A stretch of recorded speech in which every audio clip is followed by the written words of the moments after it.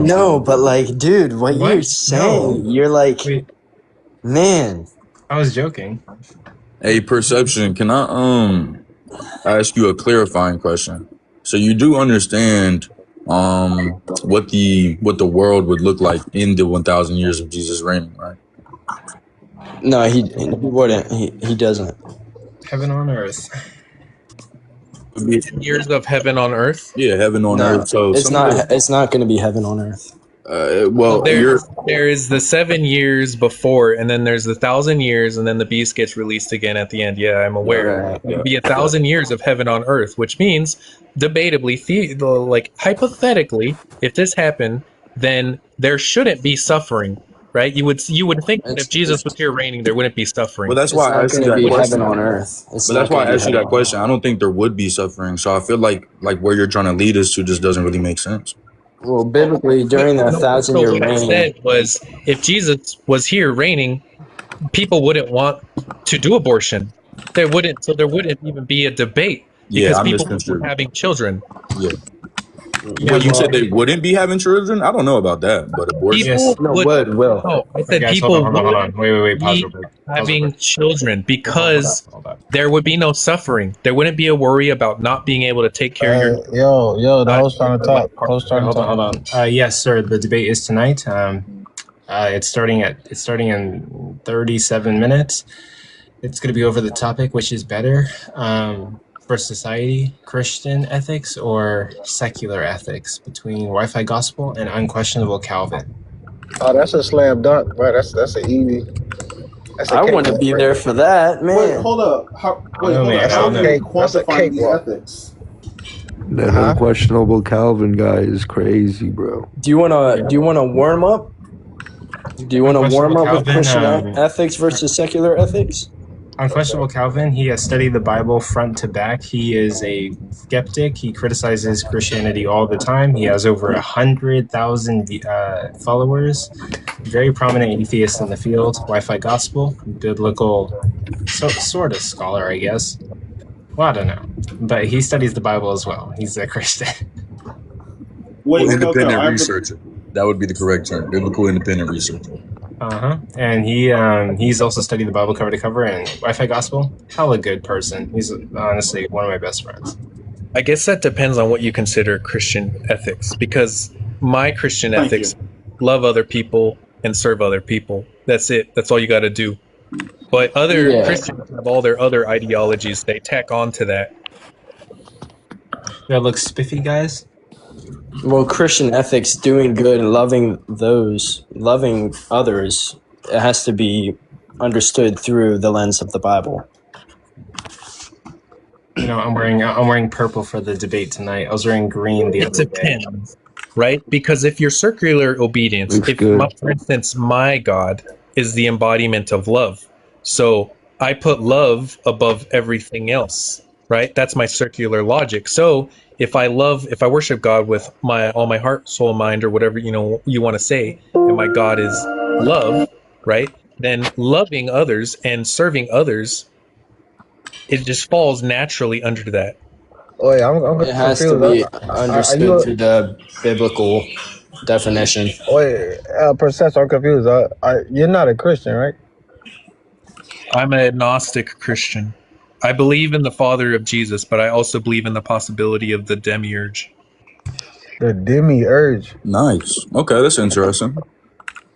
What is a The Father of demiurge? Jesus is not the Old Testament God. Gnosticism? Oh, you're agnostic. Oh, okay. Yes. No, I thought you said agnostic. No, I believe in the idea of the divine of something. I believe in whether it's divine. I think divine consciousness, God, the Great Spirit, Allah, Brahman. I think that it's all the same. It's just human beings. We color whatever Right. that truth is based off of our Bro, perspective. why don't you just drop that and be a Christian, bro? Like, what? Yeah, Why? crazy. Well, you know what, J. Rob? I don't know if you know a lot about Gnosticism. I don't personally, but like I've been reading into it, and it's pretty interesting. It's heretical, like, ideas that popped up after like Christianity, was came into being. Why would I want to trust? From what I read, they both existed at the same time. It's just a matter of Christians crushed the other. On the apostle is Unless I'm thinking of something else. Gnosticism came up closer to like the 2nd century, whereas So did Christianity. No, oh my gosh, that's a full face lie. Freaking Paul's letters, date back to like the mid 40s, 60 AD. Mid 40s to the 60s. It's like the mid 50s, right? Well, Paul was writing after the crucifixion and If during the Roman Empire. I'll give you my explanation if you're on here, J-Rob, of why it makes sense to believe in the Coco, but there's I wanna about to ask- be a thing here, so I don't want to go into. Someone called my name. I just wanted to ask if this debate is like, are they? Because I don't know anything about either of them. Or is it going to be like an applied ethics debate, or is it just going to be like what happened with Joy or any other like theist atheist debate here on morals? And they're just going to be like, well, how do you ground that? And then the person's going to be like, well, it's I don't have the same ethical framework as you. And then it's just a bunch of rhetoric after that. I think it was I in the Bible. am not sure. I'm gonna be completely honest with you. I hope. I just want to see it would be an interesting prompt, but I just feel like the nature of these convos on here is usually the theist or the atheist attack the other person's meta-ethical view, mostly the theist most times, but it'd just be interesting to actually see applied ethics view on this, like talking about norms as opposed to like the nature of them or some bullshit. I hope that I think they're gonna know what they're talking about. They're both very qualified individuals, and they've had some time to prepare. Thank you.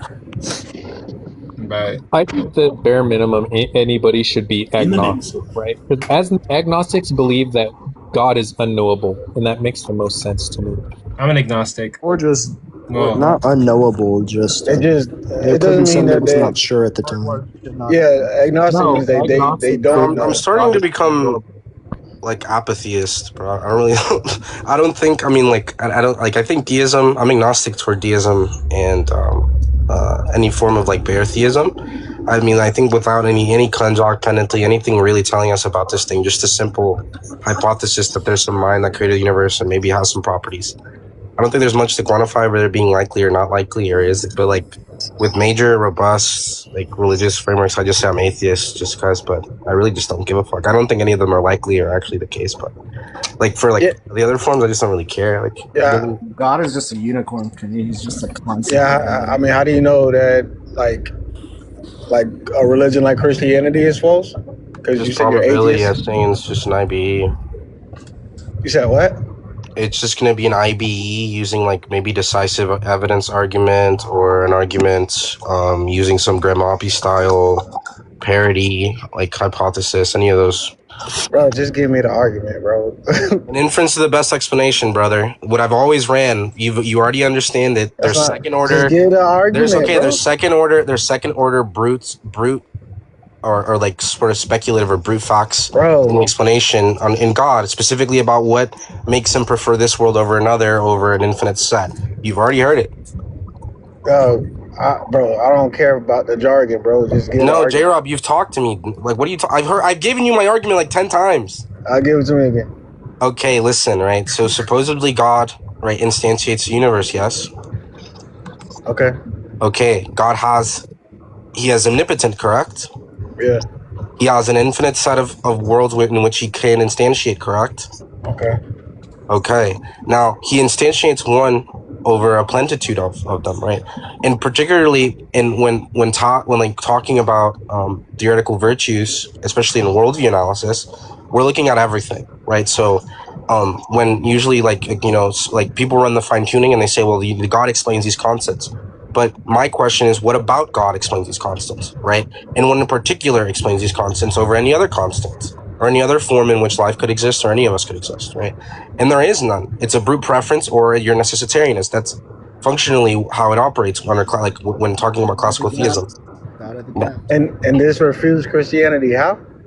Because it makes it so that any other hypothesis that does not have this like conjunction of propositions that make it true, right, is more likely. If there are preferences in the Christian view, right, then the theist or any other theism or any other like any form of atheism can simply posit a first cause or any sort of causal relationship between something that's explaining these variables, right, and say that it has the disposition for, it has the proclivity towards, or any other language, and simply say that that's what it's explaining this datum, and that's it. There's less propositions, there's less assumptions, there's less things you have to take for granted. That's about it.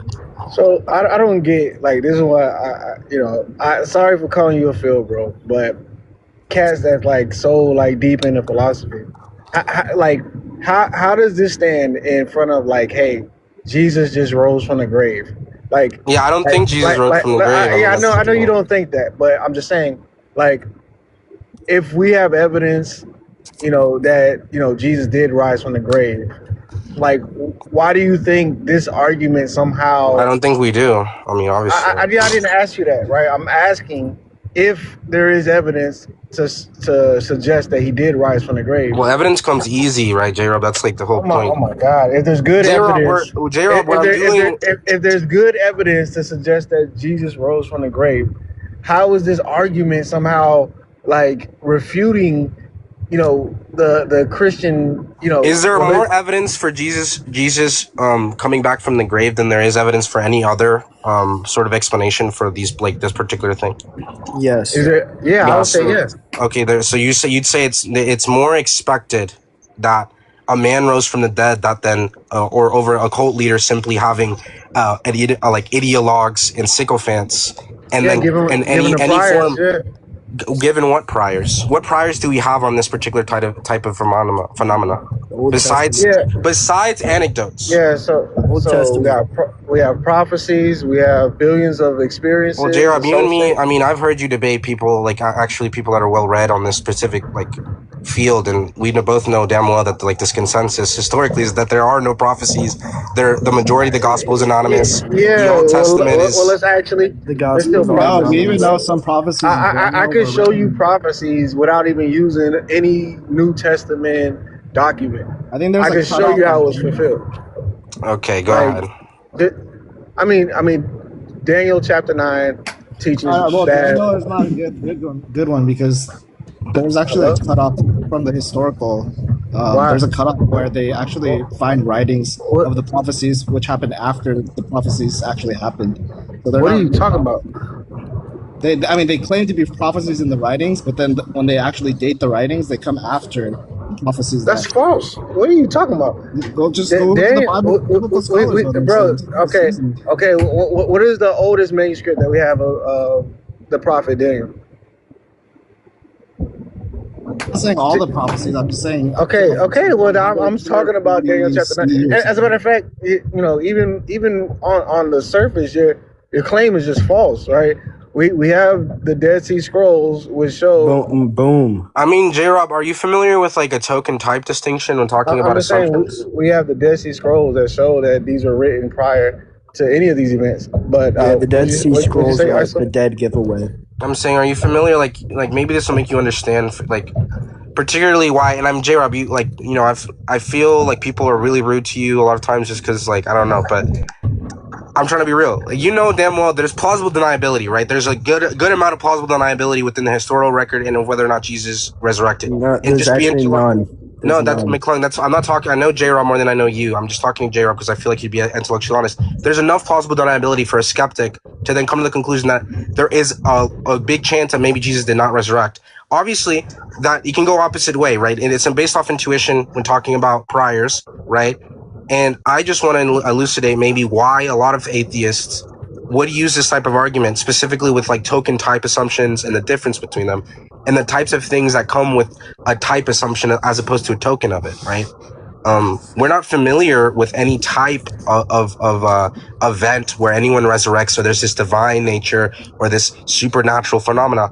That's a new thing that we're sort of, like in the explanation, it's bringing in completely new types of things, not as opposed to tokens of a thing that we're already familiar with, right? So, Again, that's why it comes down to priors, because I guess you as an atheist, right? You may have never experienced something supernatural, right? But when you would still have to take the evidence of billions of supernatural experiences that people have had throughout history, like even still today, all across the world.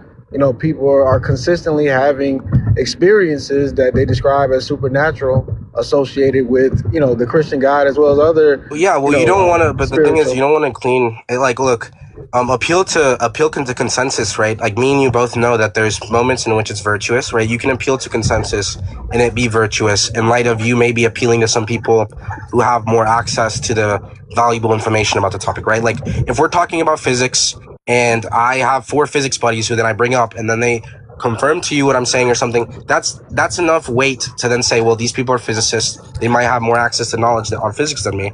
Right.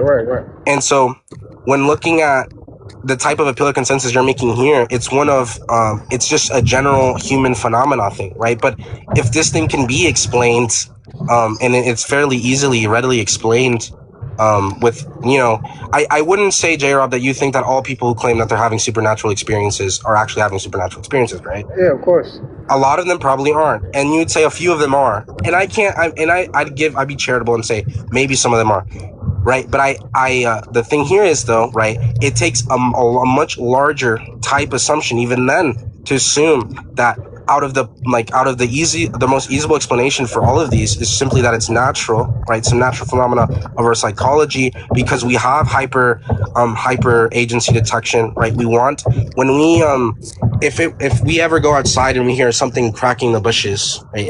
It might just be a branch that fell over, but we attribute it to an agent because of our evolution and stuff like that, our psychology.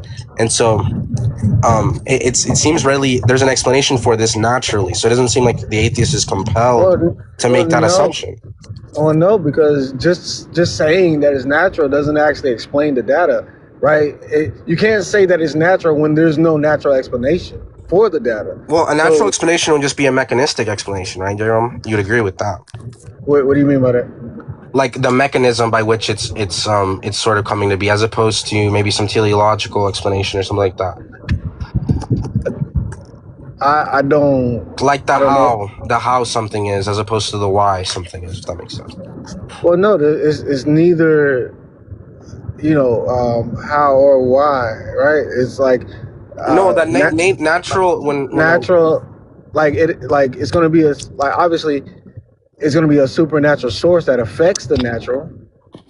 No, I understand that. I'm saying that of nature we come about via nature, right? And by nature here, I'm specifically talking about parts, like material things, processes, laws, right? Patterns, causal chains. We come about via what we observe, and our psychology, right? The way in which humans behave, and it's particularly interesting to me because I study anthropology, and we exhibit behaviors just like any other animal would. When we go and study any species of animal for a large enough time, we can map on behaviors that are rampantly sort of observed, right, over a large population area, even in different parts where those species may exist in different environments. Sometimes they exhibit the same behavior. And that's what we're doing when we're talking about psychology, anthropology, or any of these cultural sciences. They're really just observing human phenomena for what it is, right? And within this field, that's where you find the mechanistic explanation, which again just means like parts, processes, or causal chains that come about that give way to this behavior. And it seems to me like what it's offered there is a much more ample and simple explanation of this than positing an entire new type of assumption or of entity in the assumption, which is that of like supernatural entities. It doesn't seem very, it seems like a very big leap per se. I understand that the theist, right, may have, I don't want to say emotional, I don't say it's cope, but you guys maybe have lived a life in which there's been some sort of very strong feeling that this thing is truly spiritual, and so that type assumption is not one that you're too apprehensive to make. Well, no. So the problem, like I'm saying, like, hey, look, and it cuts both ways, right? I may be in the wrong the same way I'm saying you are, right? Like I'm open to saying that's why I'm open to debate in the first place. But that's just particularly what the atheist is trying to say most times. Yeah, but the problem is like there are certain things that like we can even see we like a miracle, right? Something that science doesn't have any explanation for. Like there's many different recorded miracles that we have data for, and like the scientists, the people who study it, they don't have like a naturalistic explanation for. You're just saying, hey, look, it's easier to say it's natural versus trying to appeal to something supernatural. No, yeah. But my issue here is that there's a pattern here of these unknown explanations, and they seem to like consistently. Are you talking about miracles here, about things we can't explain within science, or miracles that are like like canonized, like canonical miracles in like Catholic tradition or something like that? Which type of miracle?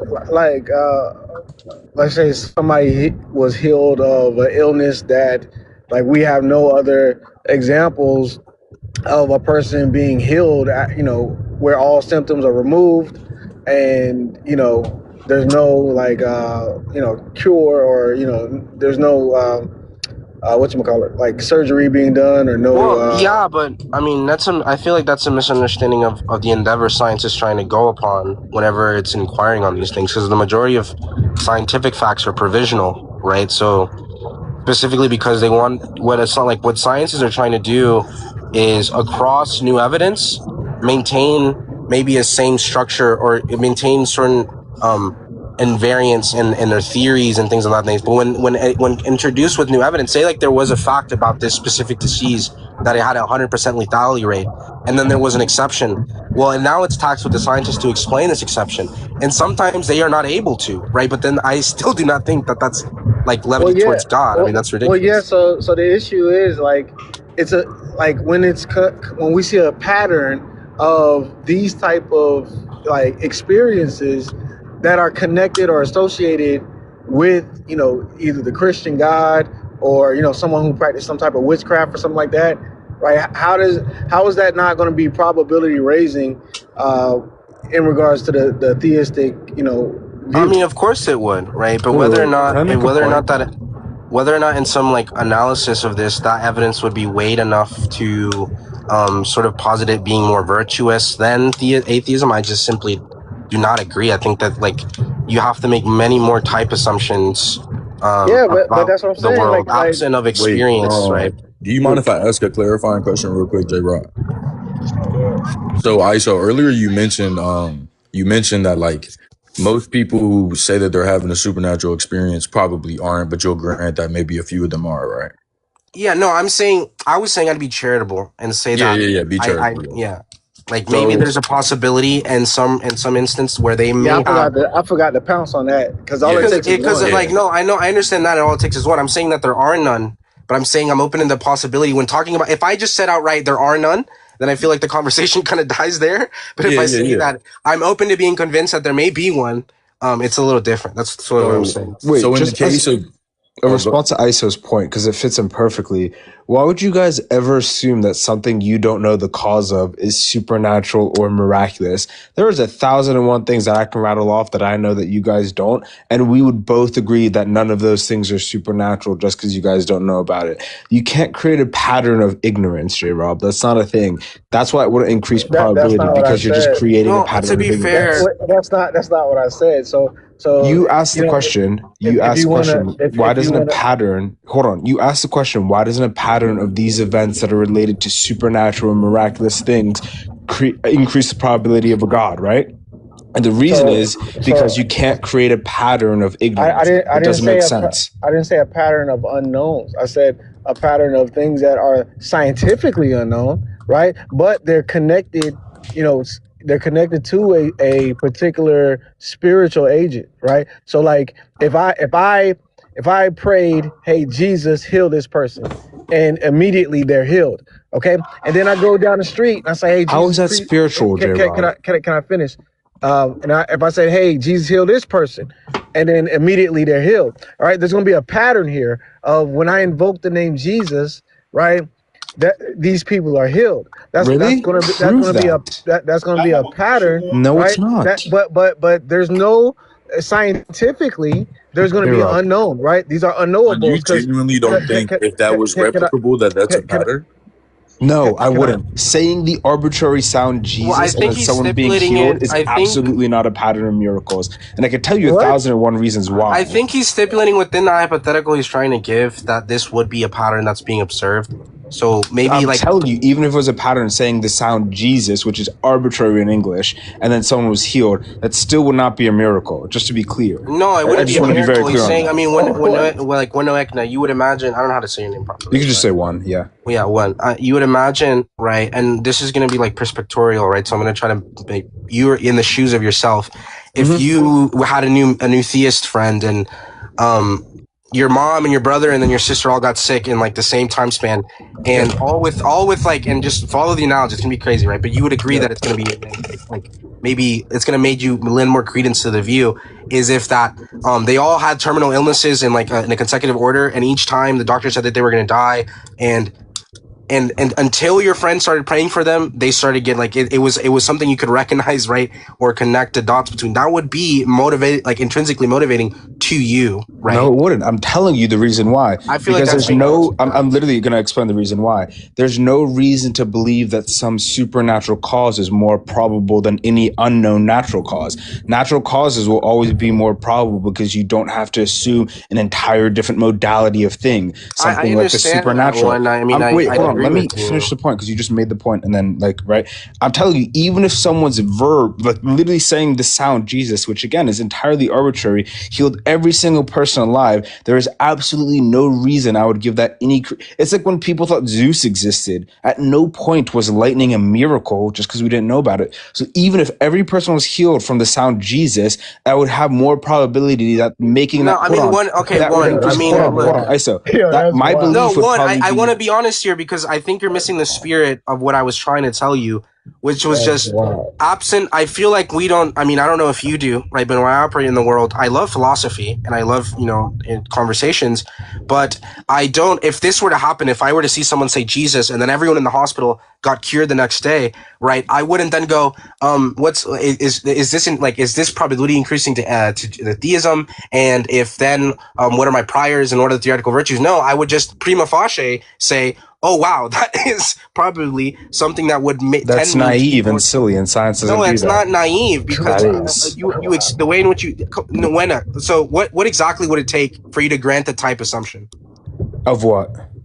Of a supernatural will. What would it take for you to grant the type? The first thing would be a coherent definition of the supernatural. That would be the first one, which I haven't gotten yet. We could start there. The second thing would be you'd have to show some explanatory or predictive power using the supernatural. The supernatural cannot do this. Like fundamentally, the supernatural has no predictive power over the natural world. That's what I'm telling you. If you make the utterance of the sound, ISO, hold on. It takes priority, but you're missing the spirit of the analogy. ISO. I think if someone makes the sound Jesus, right, an arbitrary name in the English language with whatever accent they have, right, because everyone speaks differently, they make that sound, and everyone in the hospital is healed, the likelihood that I would make is that there's something to do with making the sound before I would ever believe that a zombie healed them all with magic powers.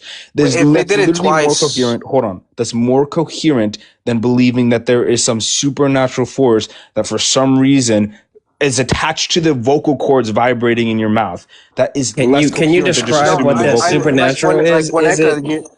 This is the issue with do you subscribe to a purely Bayesian epistemology? I'm not saying that. I'm saying that there's no reason. I use Bayesian epistemology in abductive arguments for atheism if asked for a reason for it, right? But my epistemology is not purely Bayesian, so I wouldn't then go on and say that this is enough evidence. That this isn't evidence for the proposition. That's kind of ridiculous because perspectorially, and again, right, in your own perspective as a conscious agent, if you were to say it simply, if you can't say it simply, you don't know what you're saying. That's fine. My simple point here. If you were able to experience this, I'm telling you the very simple point here. It's very simple. Ready? There is no reason why I would find it more likely that a zombie used magic powers to heal everyone in the hospital compared to everyone naturally healing just randomly. There's no reason that the magic is more likely than the natural explanation. There is What none. if it's just technology we don't understand? Exactly. There's literally no reason. Yeah, you can offer a stock like a no. What if it's technology we don't understand? You can offer a parody argument or a stalking horse or anything like that. Like the thing is that like you're trying to use words as a means to intimidate, and I do not believe. What the fuck are you talking about? Who is this? Yo, like who? Like, me and Mike were having a completely fine conversation. What the fuck? All right. Anyways, thank you. I'm not trying to do that one. I feel like I feel like you're well read because it sounds like you are. So I don't think anything I'm saying is going over your head. I'm not trying to do that. Anyways, but yeah, like it would be intrinsically motivating to a subject if they were to witness this, especially in the analogy that J-Rob was offering, where it happens multiple times. If you see the same man going to the same building saying the name Jesus, there might be something there. Would you not say so? I just told you why I wouldn't say so. Because the two beliefs that I would have is that I would say that there's some unknown natural cause, or that person has some unknown natural ability. Why would I think it's due? How far would you be able to stretch this for any scenario? Would there be like the natural explanation will always take priority for any? Like, there's no analogy in which I could give you, which you would then say that this might give some form of weight where you would accept a type assumption. Of the supernatural, I can't accept the type of assumption of something that I think doesn't make sense. I don't know what it would mean to believe the supernatural did something in the natural world. We don't live in the supernatural world. We live in the natural world. So natural explanations will always be more likely than a supernatural. That's already assuming your view, right? I mean, to be fair, because maybe like there's people who do believe in dualism and some shit where there's like, but again, even then, I'm Superman. Just try to explain the Superman. What would that look like? Explain Superman's a fictional character. He can fly. I think he was asking me how I would explain Superman in the natural world. Let's pretend he's real for a second. Like, how would we explain a supernatural thing? Well, he's not supernatural, though. Yeah, Superman isn't supernatural. He's explained, like, within the comic books, he's explained as, like, a natural thing. He's an alien. Like, his abilities are explained through science. Well, let's say we don't know the lore of Superman, but we just see the flying guy. Sure, things fly all the time. We're also really quick. Yeah, I mean, pause right here real quick. I need to make a quick announcement. Hey, everyone that's here. There's 18 people here. In 17 minutes, we're going to be doing this debate. It's going to be what's better for society, Christian ethics or secular ethics. Wi-Fi, hold on. Here, let me even flip this around.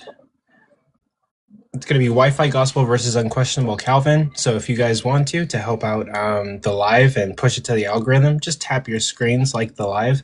It'll help to get more people in here. Wi-Fi is here, and we're starting in 6 minutes. So, yeah, this is the debate that's happening tonight. That's why I'm dressed all fancy. And we're going to get to that in a couple moments. But if you can, share the live, like the live, tap your screens so we can get on the FYP and get this debate popping. Big Coco. But yeah, I mean, look, you really don't think there's a single hypothetical I could offer you in which, like, if you actually genuinely have that experience, you would not, you would still just go, the natural explanation takes priority, and like this isn't anything I have to weigh against my views. I can give you a really easy example. Have you ever played a video game and something happened that you couldn't explain in it? No, I understand that. You make IBEs all the time. I am an atheist and I use IBEs. I'm saying there is a limit in which if I had enough anecdotal evidence, experiential evidence, then I would, right? Then my priors would be adjusted in which I could accept a type assumption. Sure, that's just abandoning empiricism, though. I'm not an empiricist.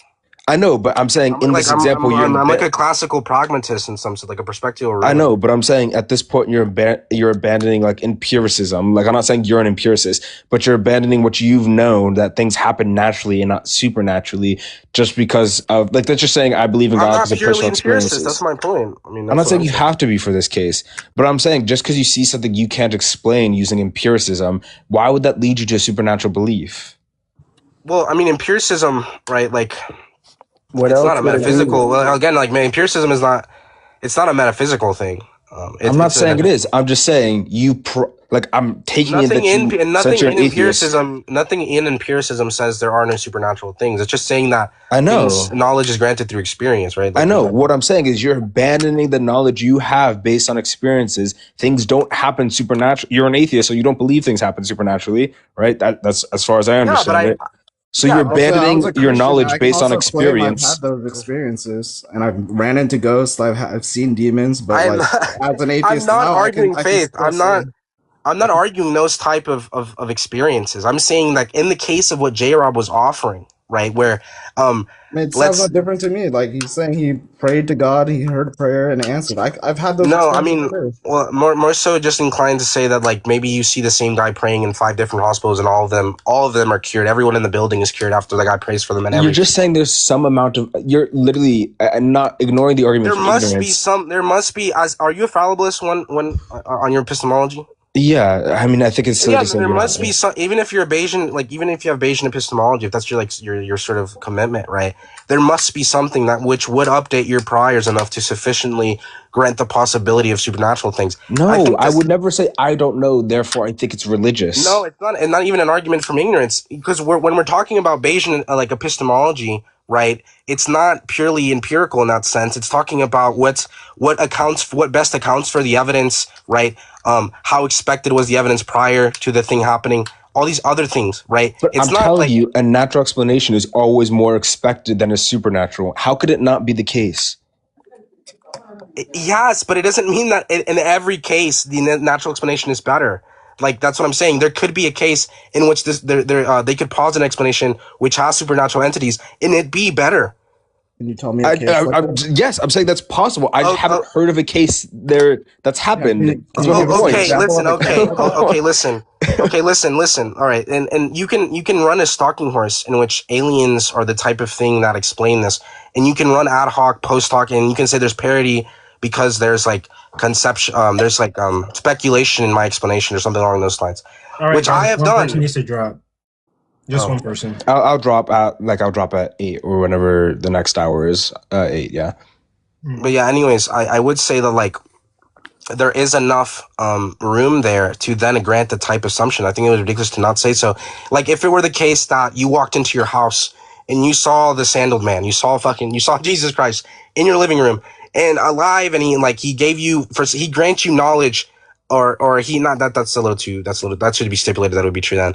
But he snaps his fingers, your house disappears, and you teleport to a different fucking planet or something. And then he tells you everything about yourself. He tells you everybody you love. He said God's real. He says all these other things. He teleports you back. He does a bunch of miracles in front of you, right? There would be enough. You could update your priors to then accept a type assumption. I mean, I don't think that would be a leap in logic. Right? Well, there's no issue with that. If you say you're okay with that, then you're just saying all it takes is one delusional event for you to become religious. No, of course not. Of course not. I mean, are you just no? I mean, obviously it's stipulated. Wait, hold on. Obviously, I'm stipulating that in some sense you understand that this is really going on. That's obviously if you're gonna say that. Oh well, you could be you could be hallucinating. That's what I say all the time when offer these type of counter explanation, because that's what the theist always wants to run, some like crazy analogy. And I'm obviously within what we would like let's say if someone told me that they were experiencing this, I would think they're delusional, right? But if it were the case that in some way I understood that all that I was experiencing was truly the matter of fact, right? Would that not lend credence to the possibility? That's begging the question. If I truly knew it was a matter of fact, I would believe it was a matter of fact. Well, no, wait, hold on. It wouldn't be begging the question. All right, guys, we do have to get started. We're on the clock now. Oh man, fuck! I really just wanted to say one last thing. Oh, maybe afterwards. I'll hang out afterwards. But I'm gonna drop everybody down from the panel, and then only have the 2 contestants up, and yeah, we're gonna get started. But thank you guys for being here. Now let me see.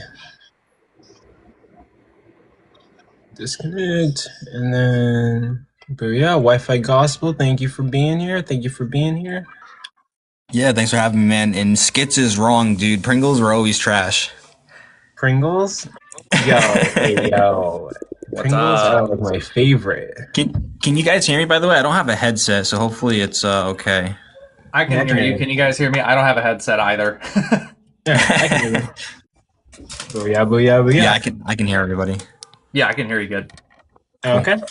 And so with that, I'm just going to do a tiny spiel, and then we're going to get to the main event. So, 1 sec, like pull something up on my Before you start, I'm just gonna run my YouTube live. You want to give me like 2 seconds? Oh yeah, dude, go for it. And if everyone could tap your screens like the live, share it out to anybody that you think might be interested. Unquestionable Calvin, how you feeling? How you feeling? Not bad, man. How are you? I'm still. So I'm just gonna preface with like I have this like I don't know, getting over a sickness thing going on. So you might hear me coughing every now and then. So just beware. I'm not choking. Just getting over this throat thing going on. Yeah, totally fine. Totally fine. But yeah. But and then yeah, Wi-Fi. Tell me whenever you're ready. Booyah, booyah. But I look forward to this debate. I'm looking forward to hearing like the arguments from both sides and like what points are going to be made. Sir's here. Oh my gosh, sir! Don't ask that deathless question. Someone got sound. I have like a little bit of background noise, but hopefully it's not like terrible. Let me see. Checking. While we're at it, I should probably check my audio real quick on YouTube. Checking my audio. Checking my audio. Deathless question. Someone got sound. I have like a little bit of background. Okay, yeah, that's good. Oh yeah. Oh, okay. I think like okay. So I guess I'll preface. I'm probably gonna have like noise in the background. Someone's watching like TV in my house. Is it like? Is it too much? I think I'll turn off my. I'll like mute myself during like openings and cross examinations, and so each section will be clean because I'm gonna mute myself for most of it, so it shouldn't be like too much of an interruption. But yeah, we're just waiting on Wi-Fi Gospel, and while we're waiting, everyone could just tap your screens, like the live, share it with whoever you seem fit, and yeah.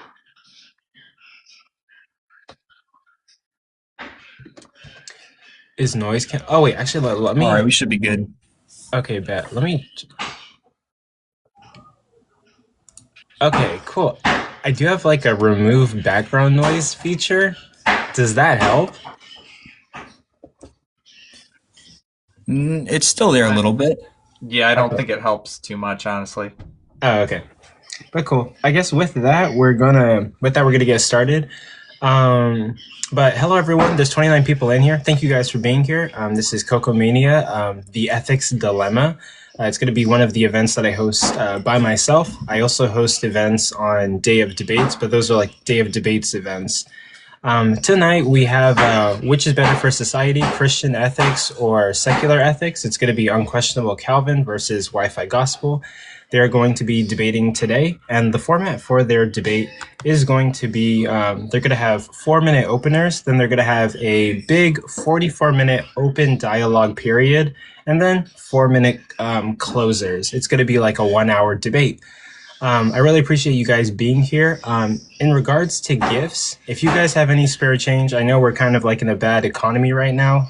If you have any spare change, gift the debaters first. They're here. They're entertaining you for the night. And then if you have any extra, gift me. You know, I'm just the host. I'm just taking the time. But the debaters have taken time out of their day to entertain you guys tonight. If you have any spare change, it would be awesome. But also, gifts are not that important. We just appreciate you guys being here and supporting the project. And I can't do these events without you guys watching. So I genuinely appreciate it. But yeah, that's going to be the format. That's going to be the debate. That's going to be the topic. I do have background noise, but I will mute during the different sections. So with that, we're just going to get to the debate. And in regards to this prompt, there's not really like an affirmative. It's kind of like secular versus Christian. So who wants to go first on their opener? I don't mind going first. That was Wi-Fi, do you want right? to go? You can go. But I don't. If you want to go first too, that's fine. You can go first. Shoot, I'll just get it out of the way. Okay. And then you'll have 4 minutes on the clock, and you don't have to use all the time. You can say, "I'm done. I concede my time," and yeah, you can end the timer early. So the timer starts whenever you say your first word. All right, cool. Well, first of all, thanks for having me here. It's a nice, nice to have you, finally like be able to collaborate a little bit. So thanks for having me first and foremost. And Wi-Fi Gospel, thanks for being here, of course, taking your time out of your super busy day, I'm sure. But yeah, I don't have a super long thing to go through, so it shouldn't take my whole 4 minutes. But I did write a little bit of a blip here. Just bear with me now. I'm not a good writer, but I mean, I'm going to do my best here. So essentially, we determine what is right or wrong through social networking. And as a species, we want to protect ourselves and others so that we can successfully pass our genes and lived experiences or traditions to the next generation, furthering the human experience and building a thriving society for well-being of our communities. If we unalive, harm, or maim someone physically or emotionally, they will not be able to pass on those genetics as well as experiences of their life in general. Essentially, my position boils down to I don't want to be physically harmed, mentally or physically. So I don't want, or I don't think that the morally superior thing to do from my personal subjective standpoint would be to hinder or end someone's life experiences by harming them physically or emotionally. Unless, of course, to stop another person or persons from harming other people. If they want to harm themselves, that's on you, man. But as far as others, but of course not in retaliation. I want to be a good person because I like being a good person, and I'm more used to society alive and not imprisoned. I grew up in a society where these things are seen as wrong, but who knows? I mean, if we grow up in another part of the world, it could be thought of differently. We can decide collectively as a society what is right or wrong and equate a punishment to the crime in question that we collectively agree is a fair punishment. Hence why here in America, for example, we have a court system with due process. No need for a God belief to determine that we don't want to hurt people or who aren't hurting us, as well as hurt people intentionally and unprovoked. In some other countries, it may be okay to harm other people for X reasons, and there might be a large portion of that society that even agrees with harming those certain groups of people. But there is a guaranteed to be someone who doesn't. Societal norms can change, as they have, here in America, for example, for centuries. We used to believe that having slaves was okay, and now we don't, as well as other parts of the world, because we all agreed that it's harmful, and we can function just fine, and in fact better, if we integrated and welcomed these people into our communities rather than the opposition to the opposition to the norms in question can be challenged with a collective group of people discussing their positions and coming to a common understanding, but in the end, based on what is best for the community. But as explained, harming people mentally or physically is more often than not harmful to the society as a whole. And again, none of this is requiring a belief in an invisible magic man in the sky to come to this conclusion. If you need the threat of eternal torture and hellfire, or at the very least, the threat of being separated, quote unquote, from God if you're hurting someone, to stop you from hurting that someone, you were never a good person to begin with. You're a bad person on a leash. And that's where I'm going to concede my time. Okay, thank you for that opening statement. Next, we're going to have Wi-Fi Gospel's opening statement. So you're going to get 4 minutes on the clock. And let me end the timer, and then your timer, Wi-Fi Gospel, starts whenever you say your first word. All right, thanks for having me for this debate. Thank you, Calvin, for doing this with me. Appreciate you. So for the sake of this debate, I'm willing to grant that all Christians live in a shared delusion. God isn't real and Christianity is false.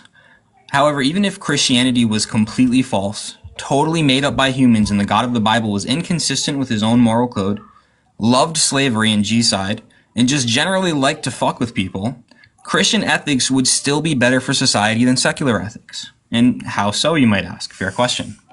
Well, we're just going to look at the data. We're going to follow the science. Birth rates are important because if you don't have a society, you can't have a better society. PubMed, Religiosity and Fertility in the United States, the role of fertility intentions, came up with this. Women who say religion is very important have a 2.3 birth rate, which is 2.3 per woman, births per woman. Somewhat important, 2.1. Not important or no religion is 1.8. That's below the replacement rate. You can't replace yourselves. You need religious people to replace society. We have adoption. Hamilton, Cheng, and Powell, 2007, Social Forces. Conservative Protestants have a 65% higher adoption rate. Catholics have a 33% higher adoption rate. Non-religious have the lowest adoption rate in all models. Divorce. Research gathered from a 14-year study from the Human Flourishing Program at Harvard University shows that regular religious service attendance is associated with 50% lower divorce rates. Outcomes for children. Again, Harvard Human Flourishing Program. 2018 to 2020. 5,000 plus children followed for years. 12% lower risk of depression. 33% lower risk of alcohol and drug use. 18% higher levels of reported happiness. 29% higher likelihood of volunteering. 40% lower risk of early sexual activity. Children in religious active families were 40% less likely to use drugs. 34% less likely to be suspended from school. Children raised religiously had 30 to 50% lower rates of delinquency, depending on the behavior measured. 47% lower probability of smoking. 26% lower probability of heavy drinking. 33% lower probability of MJ use. 57% lower chance of early sexual activity. More donation, money, and time. The Lilly School of Philanthropy did a study in 2012. They found that persons with some religious affiliation, which is at least some or more, gave more than double in annual charitable donations than those with no religious affiliation. In fact, the Hoover Institution did a study, Religious Faith and Charitable Giving Analysis. According to their data, religious people are about 10 percentage points more likely than secular or non-religious people to give to non-religious causes. That means Christians and religious people, especially in America, 85% Christian, maybe down to 70% now, but still majority Christian. They're giving more to non-religious causes than secularists are. Why is that? They're also 21 points more likely to volunteer, 60% versus 39%. Now, for sake of time, I'm not going to go through the studies for these next 4 points, but I do have them. Higher rates of happiness and life satisfaction, lower rates of unaliving, depression, and substance abuse, less likely to commit crime, better workplace ethics and integrity. The majority of secularists in America grew up in at least a nominal Christian home. So why is it that when they move away from Christian ethics, they become a drain on society? Could it be that the belief in Sky Daddy actually makes people better? Surely that can't be the case. No, wait, actually, that is exactly what the data and science shows. Calvin, are you going to deny the science, man? That's my time. Okay. With that, that's going to conclude the opening statements. And given the format, now we're going to move into a open section of open dialogue for 44 minutes. You guys both control the time. This is your time to establish your position and delegitimize your opponent's position. And so, let's see. It's going to start whenever I set up the timer. Let me get it. And yeah, it starts whenever anyone says their first word. Cool. So I appreciate you giving kind of your understanding of morality and ethics in kind of like a meta-ethic way. But could you kind of make the case of why secular ethics is actually better for society? Well, yeah, I mean, essentially all I can do is use myself as an example, right? Because I believe in that morality is subjective in general. So I think that, as I said in my opening, that we all come to a mutual understanding as to like what is a good or right or wrong thing to do. And we, create a punishment or reward even possibly for, whatever that action is.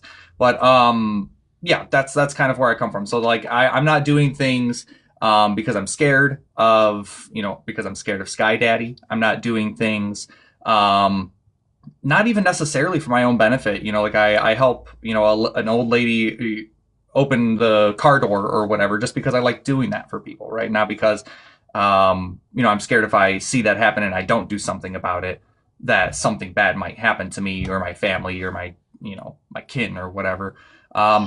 I don't do things because I'm scared of what would happen if I don't do it, right? Like I just do something because I like the way it feels to be a good person.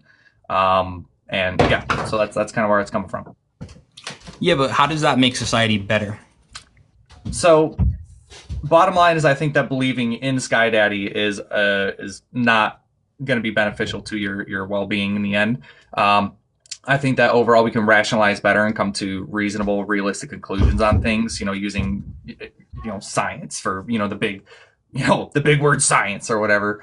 I think it's better to come to conclusions using, science, which you brought a lot of statistics here, which, kind of not trying to derail here, but everything that you gave me, as far as like women's well-being, adoption rate, divorce, childcare, and charity. None of that is contingent on atheism or not believing in a God. That's all just, I get it. You got statistics, and there are statistics around these things.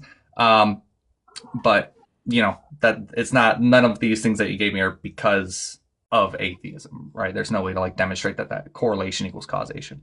So sorry. Anyways, go ahead.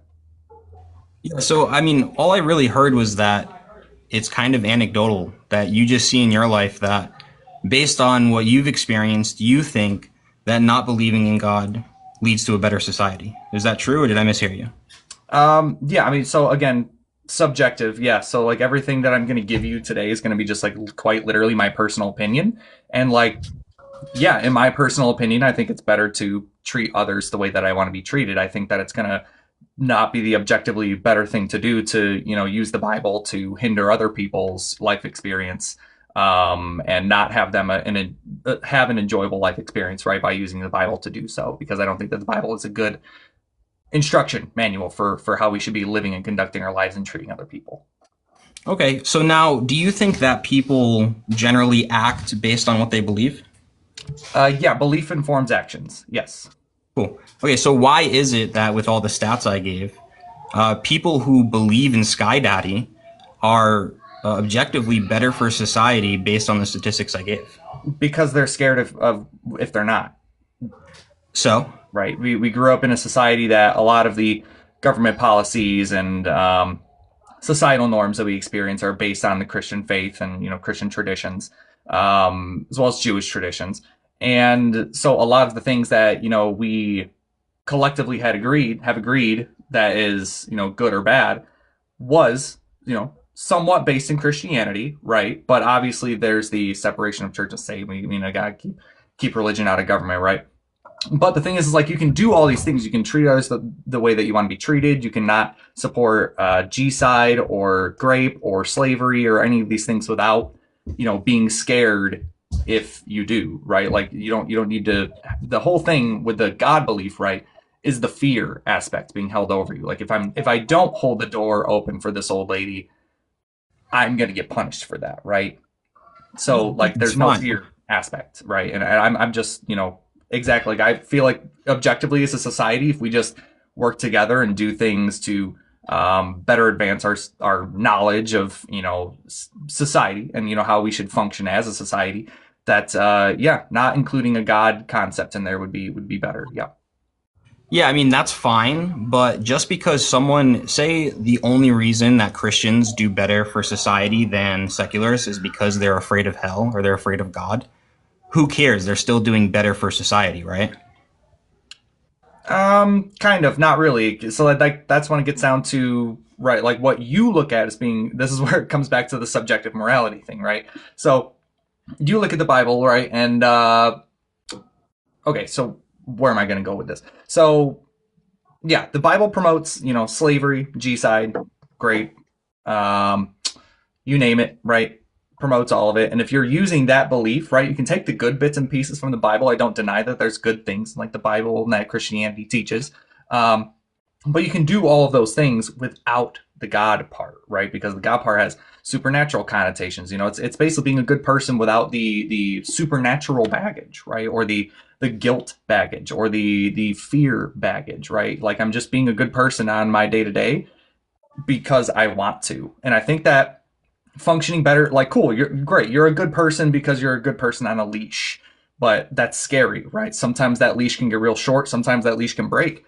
And I don't think that that's going to be the betterment for society. I think that just coming to a mutual understanding that we should treat each other the way that we want to be treated, who gives a shit if there's a God involved, I think that's going to be better. Yeah, but the problem is when there's a God involved, people treat other people better than when there's not. Out of fear. That's fine. I don't care if it's out of fear. It's still better for society, right?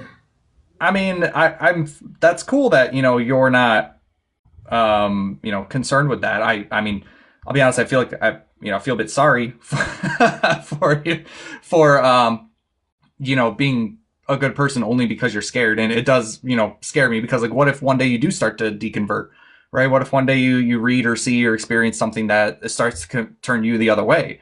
I mean, what if God is the only thing that's holding you back from unaliving people or hurting people physically or mentally, then like I'm scared for you to deconstruct, right? That's scary because I don't want to know what's going to happen once you do. I'll tell you exactly what happens when anybody deconstructs. Statistically speaking, they have lower birth rates, they don't adopt as much, they get divorced more, there's worse outcomes for their family and their children, they don't donate as much, they don't volunteer as much, they have lower rates of happiness, almost done, lower rates of life satisfaction, higher rates of unaliving themselves, depression and substance abuse, more likely to commit crime, and they have less workplace ethics and integrity. That's what will happen. Okay. No, that's not, because I'm quite literally a living example of that. You know, I'm, you know, you're just saying, you know, 50% of statistics are pulled out of your ass. So, and do you have proof of that? You know, I'm, yeah. So like, I'm an atheist. Do you have proof proof that my statistics are pulled out of my ass? Am I allowed to speak? Yeah. Thanks. Sorry, you just misrepresented me, but I'll let you finish. I don't care. Let me speak. So yeah, I mean, if I'm, you know, so I've been an atheist, you know, at least out and open for, I don't know, 8 years, probably 8 years, I would say, maybe 9, I don't know, somewhere around there. And I can say, at least again for myself, that I have, you know, experienced, you know, obviously I do, you know, struggle with depression, stuff like that. I feel like that's a pretty common thing, especially here in America nowadays. America sucks. Yeah, I mean, I experienced that, right? But I'm still, you know, working towards being a better person, and you know, better mentally without the need for a God in there, right? So I don't have that the extra baggage of Christianity. And I used to be Christian, by the way. Yeah, I mean, obviously, I don't know if you realize like how expensive it is to adopt. It's like incredibly realistic nowadays to like adopt. Like you can't just like go out and like purchase a kid like you can a puppy in a store. That's not like a thing, right? Like anyone who's watching, like you don't realize how like literally incredibly hard it is to adopt it unless you're a millionaire. There's a lot of laws and regulations around that. I worked in childcare. Yeah, it's definitely not as like easy as just walking into an adoption agency and bringing home a kid, right? Like you can't do that. It's very hard, and not a lot of people get approved for it. So it's not that people don't want to adopt; it's that it's so fucking hard to adopt that a lot of people just opt out of not doing it at all. Yeah. So, anyways, you can go ahead. Okay, so I gave you studies done by Harvard. You gave us anecdotal evidence and your opinion based on your feelings. Yes. Do you see how that's troubling? No, not really, because again, I come from a subjective moral standpoint. So the thing is that like I'm a good, like the bottom line here, right? It doesn't matter like what Harvard is saying. I don't know what study you're reading. I'll be honest, I didn't look up any studies for this. I'm just a guy talking to another guy, you know, like we're standing on the side of the street having a conversation. Right. So I didn't pull a single study. I literally wrote this little tiny blip for you, and we're talking like we're just two human beings talking. We're not trying to, you know, do a statistic thing here. Is that not what we agreed to? So, yeah, I mean, we're just having a conversation, man. So I don't have any statistics to throw back at you because honestly, I just didn't care enough to look into them, because we're just two guys having a conversation. Right. So that's why I'm saying is that like all I can give you is literally my opinion right now. Okay. And that's my opinion, is that unaliving people is going to be the less moral option for that person because they're not able to experience life, right? Or to physically or mentally harm that person. That's going to be a detriment to their life experience. And I think that is, for lack of a better word, objectively better than I'm only good to this person because, you know, God says so. Yeah, I mean, I'd love to get into the ethical systems because yours isn't coherent, but I don't want to just dive right into it because it's not necessarily the topic of the debate. But I want to point something out because your anecdotal argument is just, you can't really base anything off of that. I mean, do you generally believe like women have longer hair than men, right? Sometimes. Sometimes? Yeah, sometimes but they do. Most of the time they don't. Everyone grows hair, right? You know, like everyone grows hair. So most of the time, so if it's sometimes, that means most of the time women have shorter hair than men? No. Okay, so most of the time then women have longer hair than men, right? I don't even know if I'd be comfortable saying most of the time. I don't know. I can't say. I don't think I would agree with that. So you don't think that most women have longer hair than most men? No, it's not something I can agree to, no. Okay. Do you make any generalities at all? No, I try not to. Okay. Are people who live in America citizens of America? I mean, technically, yeah. Okay, most of them, right? Not all of them. Yep. Well, okay. Yeah, I guess. So now, now, what if I said, but my neighbor is an illegal immigrant? Would that then mean that most people who live in America are not citizens of America? No, just because your neighbor is an illegal immigrant, which let me just preface too, I don't believe anyone's illegal. We're all on stolen land anyways. So, I mean, yeah, I mean, technically, if your neighbor is not a, registered citizen of the United States, then no, you could not say that most people are not citizens. Right. So, and we do that based off statistics, correct? Sure. Okay. So when you said, yeah, secularists, I never give said less. secularists. I don't even like that term. I don't even know what that means. Whatever, atheists, whatever you want to call it. Give less than Christians, but I'm a living proof because I give more than Christians. You see how that anecdotal evidence actually does nothing, even if it's 100% true? Well, no, because you were making a generality saying that, atheists, like, I'll tell you what, you said, I'll tell you what happens when people deconstruct. So that's, you didn't say I'll tell you what happened when most people deconstruct, or when some people. You said, I'll tell you what happens when people deconstruct. That is obviously. So that's you equating to everybody. And so I was, plugging my personal experience saying that, hey, your statement that you just made was wrong because I'm an example of it, right? And then, touching on, again, that the whole adoption thing was just incorrect. Right, but these statistics include, like, the secularists who give, tens of thousands of dollars more than Christians a year. And it also includes those who don't give any money. And that's how we come up with statistics. So when we take all of this into account, we see that Christians give more, along with all the other things I listed, than secularists or people who are not affiliated with any religion. Out of fear. It doesn't matter if it's out of fear. They're still better for society.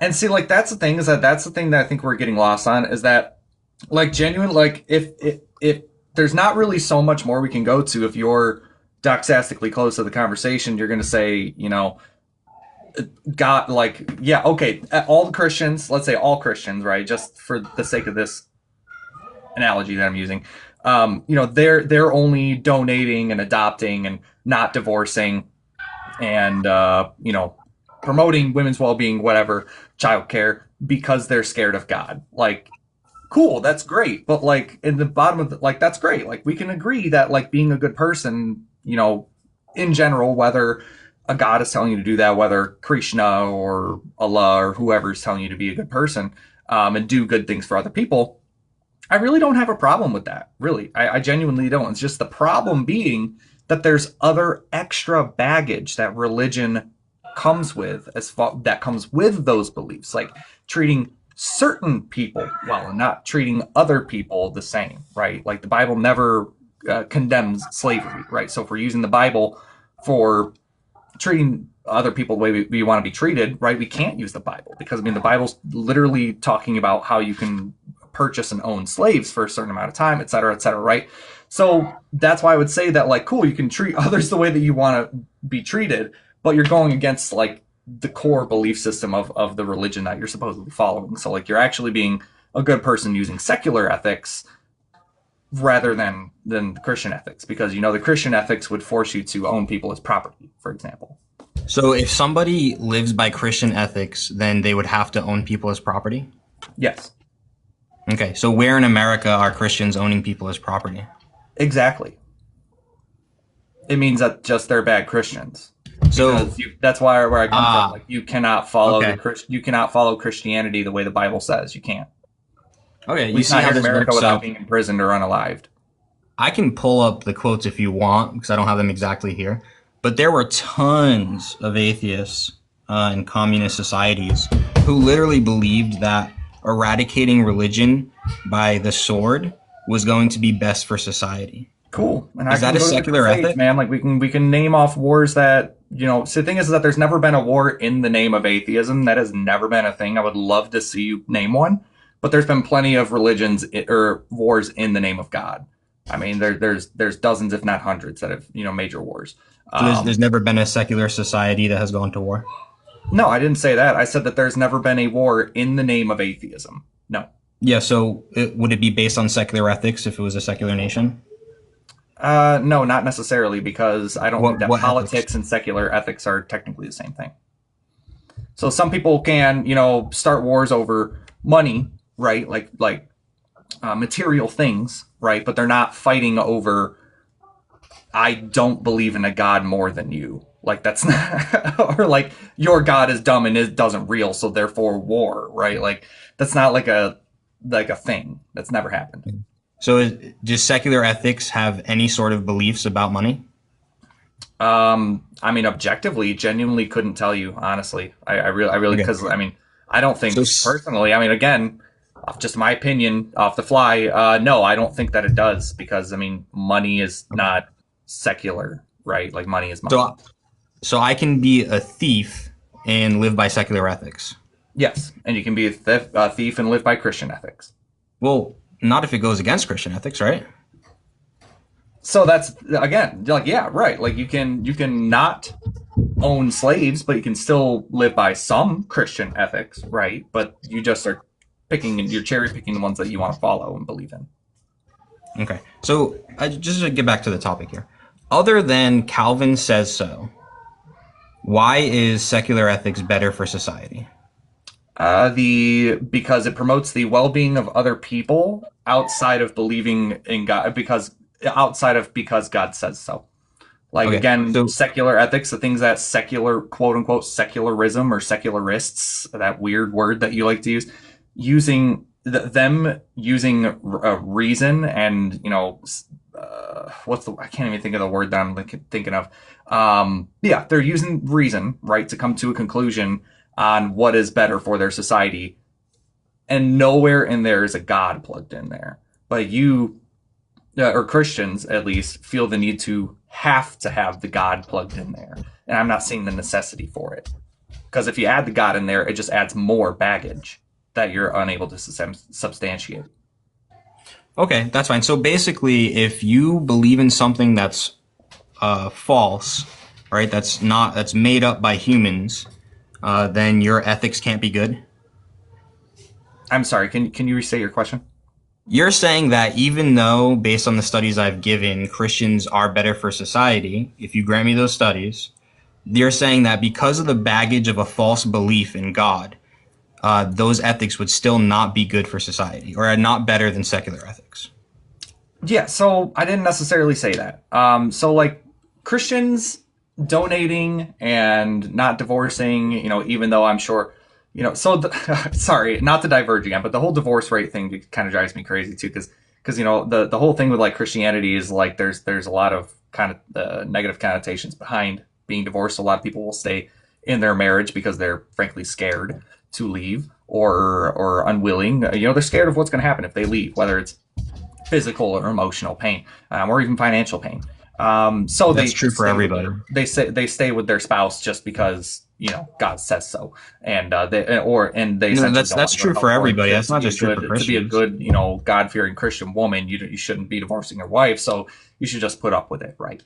But yeah, I think that living a life in which or working with a society in which we can develop secular ethics, right, and how to treat other people, how to support other people financially, emotionally, physically, and develop each other's to develop ourselves as a society, then that is going to be objectively better than doing it just because the reason for it, bottom line, is because God says so, and or I'm scared if I don't. Okay, so what if secularists, the reason that they do things is because they say so? That's their subjective opinion. Right. So because why is it different when God says so versus when Calvin says so? Because when God says so, it has a fear connotation behind it. It is God saying, do this or else. I don't have the or else, right? Like we collectively come along as a society and we can, like, for example, if I'm in a room with 10 people and the 10th person unalives the 8th person, right? There's now 7 people in the unaliver guy. We can all collectively agree, hey, do we want to keep this guy in the group? Because obviously he's unaliving other people. We probably, I think that, it'd probably be best if we just excommunicated him from the group and let him just be over there somewhere. So let's make a jail cell for him where he can hang out, think about the things that he did, right? So like we can develop that all without the need for a God belief, right? So that's why I reference like the due process system in my opening. Yeah, but ultimately, let's say Christianity is false. Wouldn't God just be another person? I mean, someone wrote the book, right? I mean, yeah. Well, I don't think it would be just one person. I think it'd be arguing hundreds, if not thousands of people. Yeah. Okay. So what's the difference? I mean, like, yeah. So I mean, I get where you're going for, right? That therefore the Bible is, the opinions of multiple collective people coming together, right? But also, again, we got to think of the time frame in which these, the time frame in which these laws and policies were written. Do we think that owning people as property and beating them to within an inch of their life, as long as they don't die within a couple days, do we think that is better for society, or that, like the Bible says, or not doing that is better for society and letting that person incorporate themselves into society and help us out and just and develop better? What is going to be better? I'm sorry, but obviously maybe 2,000 years ago, you read that and you say, yeah, that the slavery is going to be the best way to go, obviously. But today we have developed, right? We have developed as a nation and as a society to know that harming other people does not benefit us in the end. So therefore, we should, integrate them. Except for the fact that the devices we're all talking on right now are the product of slave labor, correct? I mean, sure. Yeah, it seems like everybody here must be okay with it then. So not necessarily, no. Yeah, so why are you providing money to a product and companies that use slave labor? Do you think that it's possible for me as a 30-year-old man, married man in America to survive without any type of technology? Do you think that that's possible for me to do? Okay, do you think it was possible for Israel to survive without slavery? No, but wait, I asked the question. So, like, do you think that it's possible for me to survive as if I grant it? Now, yes, absolutely. You know, there are Amish people, right, who live in America? Yeah. So you could go become Amish, but you'd rather be more comfortable and use products that are produced by slave labor. Yeah, I could, but it's not reasonable or rational because I didn't grow up in a society like that. So I quite literally would not know where to go. So I more than likely would just die on the side of the highway. Let's be honest. I can admit that. I'm kind of stupid. I'm kind of stupid street smart. So I'm not, walking on the street and, knowing how to fend for myself out there. I'm just not. Sorry. But that's the same argument that I grew up, for the people who wrote the Bible. So neither of us are necessarily, like, if you want to get real technical, technically, phones are built using slave labor. Yes, they sure are. There's nothing that I can personally do to change that at this moment, right? But we can come together as a society. And over time, we can develop a system in which this is not needed, right?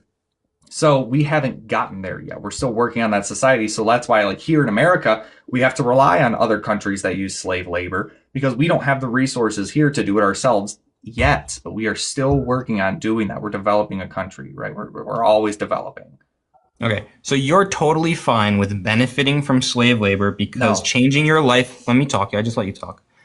Changing your life would be hard, but you want to condemn the people who wrote the Bible because they said slave labor was okay, but you wouldn't give them the same charity in saying that they could have changed it because it would have been really hard for them to change it, right? Because it's different. It's not different. You're using a double standard. It's a presentism thing, right? Like the society is different 2,000 years ago than it is today, right? Like, and as I said, I cannot survive as a 30-year-old married man. I would not have made it this far. I grew up in fucking downtown Detroit, right? Like, I didn't grow up on a farm or nothing like that to where I know how to build these things. I grew up in downtown Detroit with a single mom. So, like, not a whole lot of, as a Christian, by the way. So, yeah, I grew up in downtown Detroit, right? Like, I'm not going to go fucking foraging for berries out in the middle of downtown Detroit, dude. Like, that's not a reasonable thing that you can do. I wouldn't have even made it to 30 years old if I had to do that. Are you kidding me? So with all the technology and resources we have today, it's still very hard for you to change your life in order to disrupt the slave labor. Yeah, correct? It is. Okay. Sure is. Do you think it was harder for people 2,000 years ago to do so? I couldn't say for sure. Couldn't say. You couldn't say for sure. You're just being uncharitable here, but that's fine. We can move on. I'm just genuinely, I couldn't say. Like, I don't know how easy it was for those slaves to, disappear. You know, how easy it was for them to sneak away from their I have no idea. I didn't live during that time. I'm not a historian. I don't know. I'm just being honest. Don't know. I have a quick syllogism for you. Are humans animals? Yes. Okay. Is it okay to own animals? Sure. Yeah, I guess. So therefore it's okay to own humans, correct? No. Why not? No, it comes down to that's actually fucking disgusting, man. That's crazy that you just said that. It's called an argument. I'm not saying it's okay. No, it's actually just crazy that you said we own animals. Keep pearl clutching. Just answer the question, dude. Crazy, bro. No, we can't just own people, right? Yeah. Because people are animals, right? Okay. And it's okay to own animals. Yes, it's okay to own. Well, even again, like using that term "own animals," I'm just iffy because like I'm creeping closer to veganism, man. I'm getting real close to veganism here. So I don't know. It's kind of weird. I don't think that's it's necessarily moral to like own animals. I think that it's moral to allow them to have a charitable, exciting life, right? Also, I'm not sure how this even equates to secular ethics, by the way. I'm sorry. The whole animal argument. I'm using your own standard against you, and it's working. So, yeah, no, owning people, like, because people have, again, it comes down to human rights, right? Like animals don't have the same rights as humans, let's be honest, right? Okay. Perfect. Human rights. What are human rights? Would you agree that a cat has different, like, what's the word that I'm looking for? It has different, what the hell is the word that I'm looking for? Cats don't have human rights. Cat matters just as much as the human. I mean, do you think that they're equating? No, I don't. But I'm not asking from my world. I'm asking from yours. Surviving, which one would you pick? Yeah, of course. But I'm asking you from your worldview. It doesn't matter what coming from my world. I'm doing an internal critique. Yeah, because I don't think that owning people as property is the objectively, quote unquote, like big quote unquote, objectively moral thing for people to do for other people, because that is hindering their life experiences, right? They're not able to experience life to the fullest.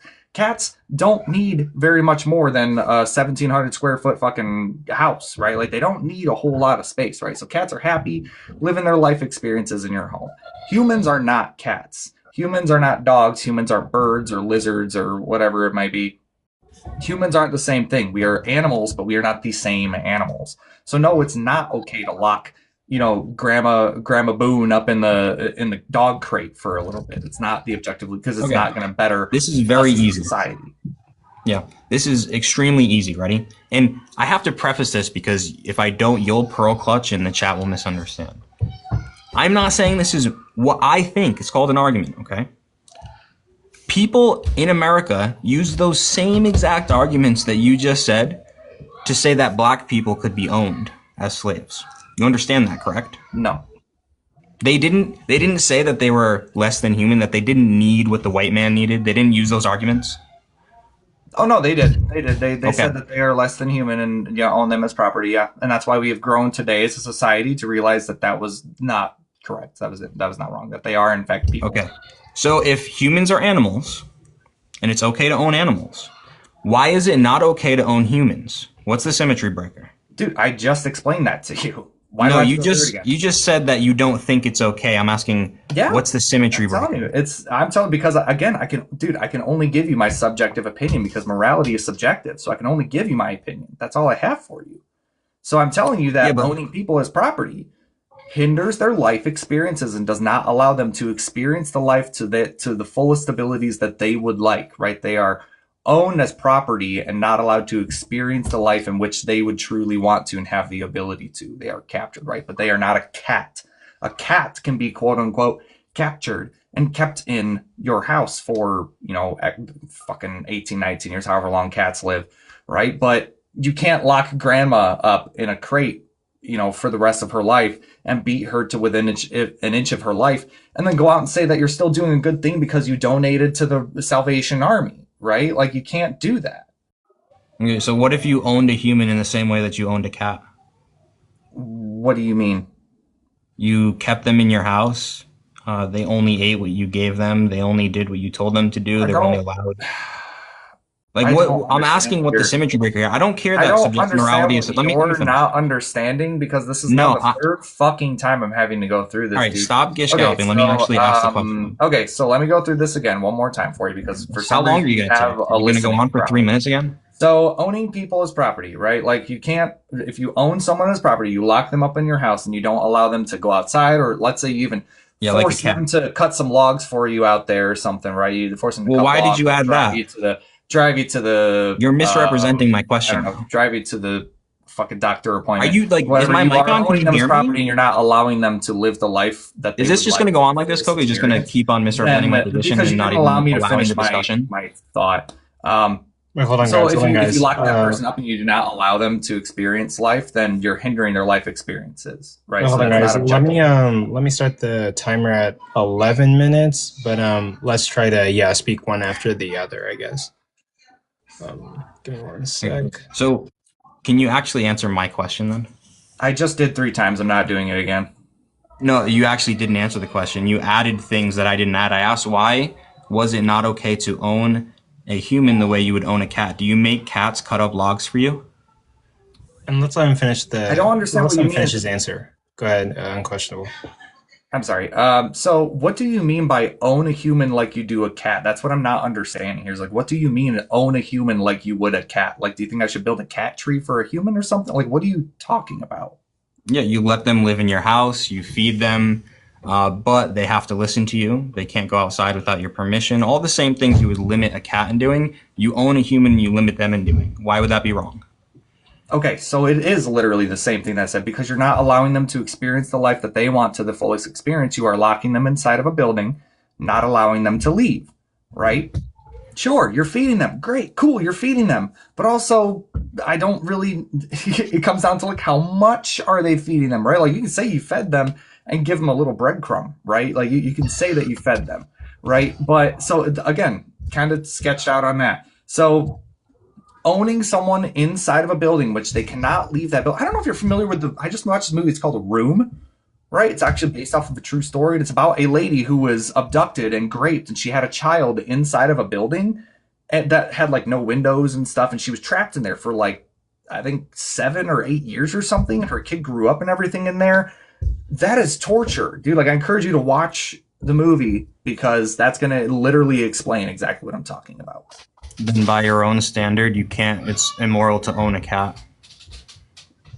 I'm sorry, what was your question? Well, I'm just saying, you said it's wrong to own a human, to do those things to a human. Why is it then not wrong to do those things to a cat? What's the symmetry breaker? Because a cat is happy living its life in a building, right? A cat can live its whole life. I have a cat right now that's 11 years old. She's doing amazing, right? She's the happiest cat I ever done seen. You buy them toys, right? They eat their food. They eat their treats. You give them some pets. You get them a cat tree. You know, like, they're not a human. Okay. Were there any happy slaves in America? I'm sure there probably was that were brainwashed that way. Probably had some Stockholm syndrome. I'm sure there was, but yeah, I you're would just say, brainwashing your cat. You're asking, I'm going to say no. You know. Yeah, you're going to say no because you can't actually honestly answer a question. Anyway, no, well, I just the symmetry breaker here. Because I literally just the symmetry breaker is human rights, right? What I said. I'm going to answer your question for you since you're incapable. No, Hank, no, because you're not gonna misrepresent me like that. Sorry. So what I said is that I'm sure during that time period, during chattel slavery, yeah, I'm sure probably 99.9999999% of them were not happy being slaves, but I'm sorry, but you're fucking behind if you think that there's not going to be even one, maybe even 2 or 3 slaves, maybe even a couple slaves out there that were brainwashed, right? Because that was totally a thing. They were brainwashed into believing things, that they thought they were happy being slaves, but they actually were not, but they believed they were, but they were not. Now you can I'm sorry. how do you tell if someone's happy or not? I can't. Right. It's a self-report, correct? Yeah. Okay. So you're saying, well, they could have been happy, but they weren't because I know better than their subjective experience. Yeah, because I'm sorry, being tortured every day for your life is not going to make you happy. Sorry, It's not. No, you're just stuck in a logical loop and you can't get out. I understand. Dude, I'm not stuck on anything. Now, anyway, the symmetry breaker is actually human rights. It's a very easy answer. I'm surprised you couldn't get there. The problem is human rights are completely made up, right? Yeah, they're all a human construct. Yep. Yeah. So you can believe things that are completely made up, and it's rational to believe in them because it makes society better, right? Yeah. Yep. Okay. So you should rationally believe in Christianity because it makes society better. No, because I'm not convinced of Sky Daddies. So that's an extra. That's what we're talking about, the supernatural baggage thing that I kept bringing up.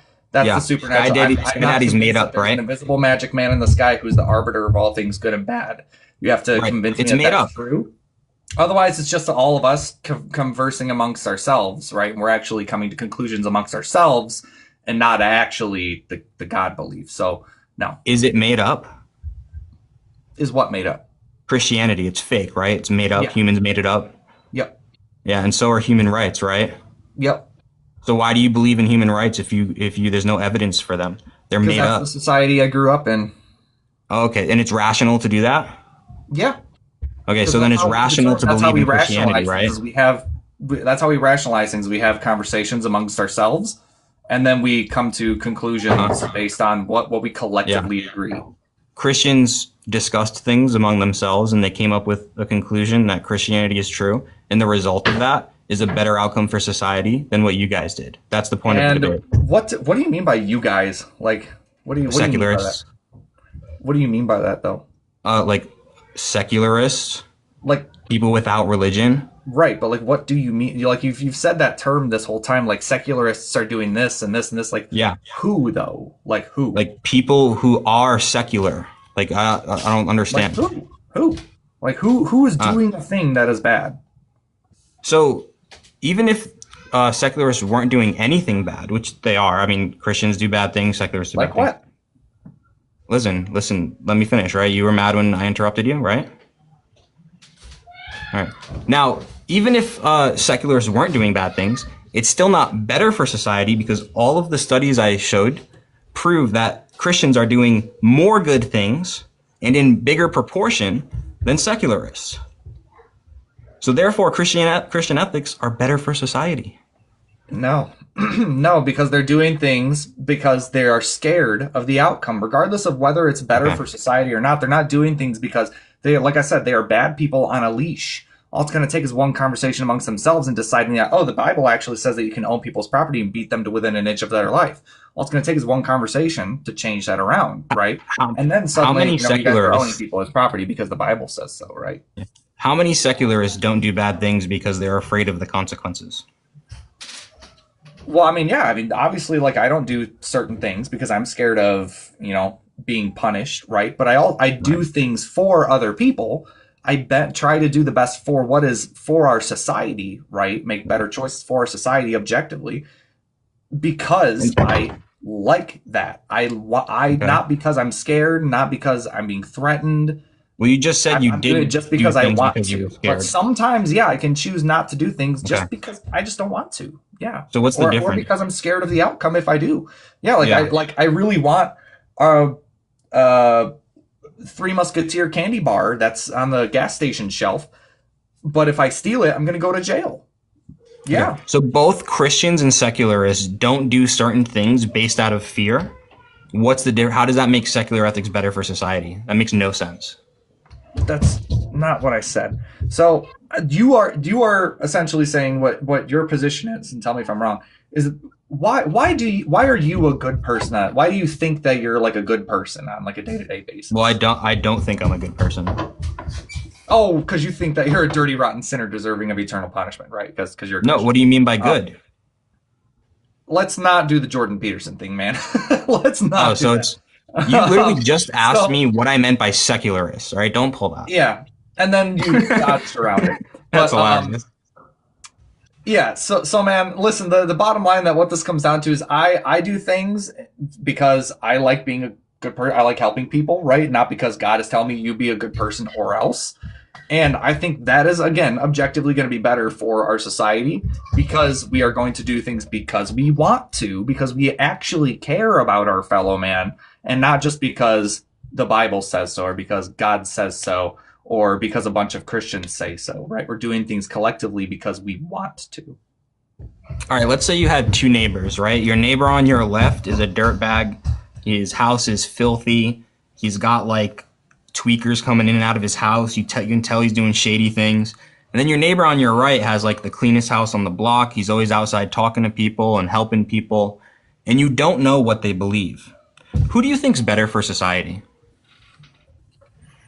Well, I mean, if you want to get tech, I mean, yeah, if I'm going to be honest here, then yeah, I mean, the person who's not, you know, in, you know, being all up in the D-rugs and, you know, etc. Yeah, doing okay. The stuff that is a detriment to society because drugs don't just harm just the user. They don't harm just the user. They harm all the people around them, right? Now you find out that the neighbor on the right is a Christian and believes in Christian ethics, and the neighbor on the left is an atheist and believes in secular ethics. Does that change anything? I mean, not really. No, I mean, still the person who has, but they're not like so. Your whole argument's dumb. Do you think Christian ethics is so? Again, we go back to like cherry picking Christian ethics that are actually secular ethics because they work outside of the Christian faith without the need for a God belief. That doesn't make them Christian ethics. So just because the neighbor guy is paying a lot to charity and because he's not divorcing his wife that he's abusing or he's adopting children or he's, you know, doing XYZ or holding doors open for old ladies, none of that is requiring a God belief to do that and be a good person. He just has to because he's scared if he doesn't, right?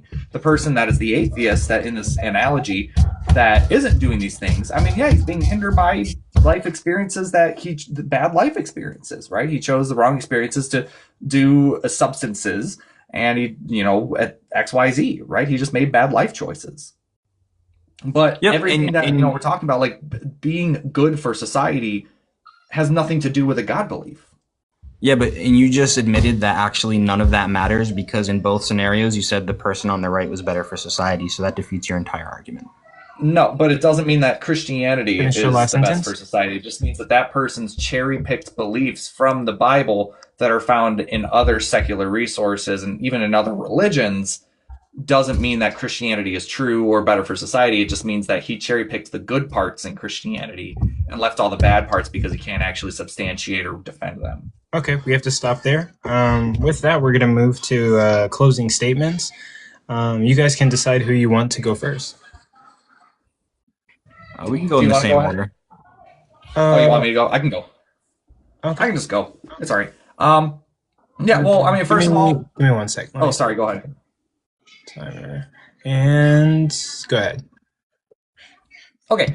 Yeah, I mean, first of all, again, thanks for having me up on your platform, Wi-Fi Gospel. Again, thanks for being here. I do appreciate it. I know things got a little heated here and there. I do appreciate the conversation, though, genuinely. So thank you seriously for, you know, having a conversation with me.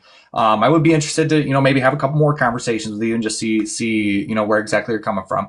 Because I think that you're a smart guy. You know, I think that, like, really, you do genuinely care about being a good person, even though that you don't think that you are, because I think that you're, you know, don't get me wrong. I think that your religion has convinced you that you're a bad person. I honestly, man, I really don't think you're a bad person, just from what I've heard and from what I've seen on the internet and stuff. I don't think you're a bad guy. I just think that you're on a leash again. And I feel like if you cut that leash, we might get to a better understanding as to what is better for society rather than just doing things just because God is scary. Right. But I mean, again, just kind of reinforcing my position is that, you know, I treat other people the way that they want to be treated just because I like people to be happy. I like seeing people happy. I like being happy myself. I'm not doing that because God is scary. I'm not doing that out of resentment for Christianity. I'm not doing it because I'm doing it to show up Christians or anything. I'm not doing that. I just like to do that. So like at the bottom line, like on my day-to-day life, I'm not thinking about like, oh, if I don't hold this door open for this old lady, then God's going to get me or punish me or something. That's not even something that crosses my mind. It's not anything I even think about. I mean, this internet stuff that I do is literally an hour's worth of my entire week, probably. I don't even spend this much time on this, right?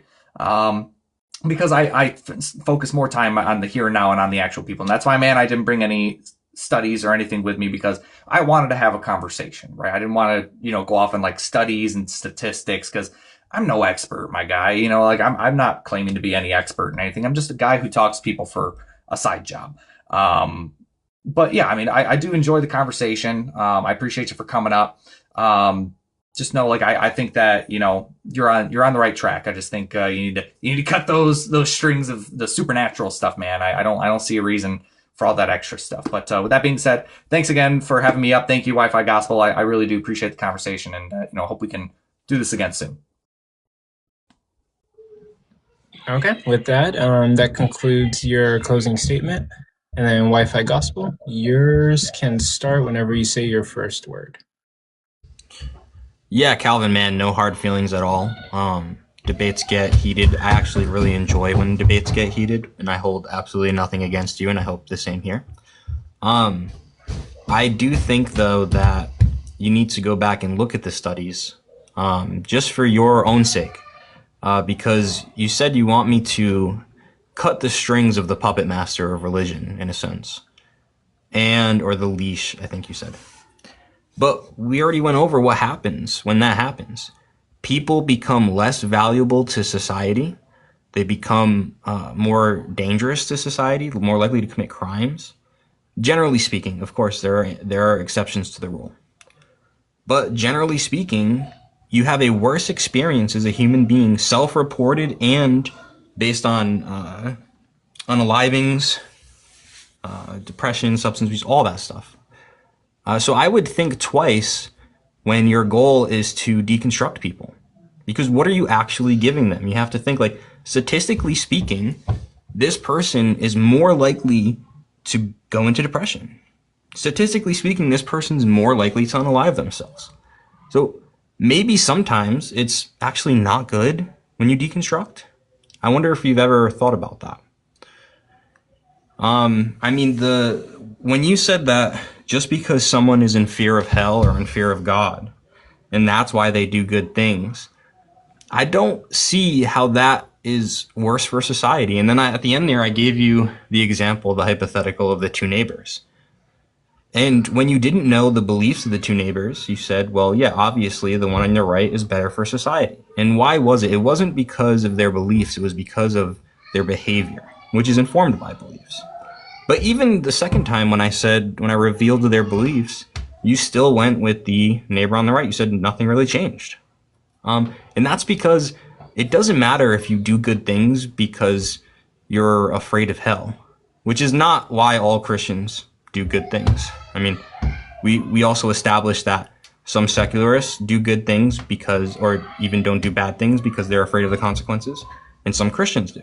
Well, also, Christians do things out of their love for God and their love for neighbor, and seculars do things out of love for neighbor as well. I agree. The problem is Christians do much more of those things when they believe in Christian ethics. And based on all the studies I gave, there were even more we could have gotten into, but that's just objectively the truth. And I would say you don't even have to believe Christianity is true. But those who live as if it is are better for society. And that was the whole point of tonight's debate. I think I proved that thoroughly.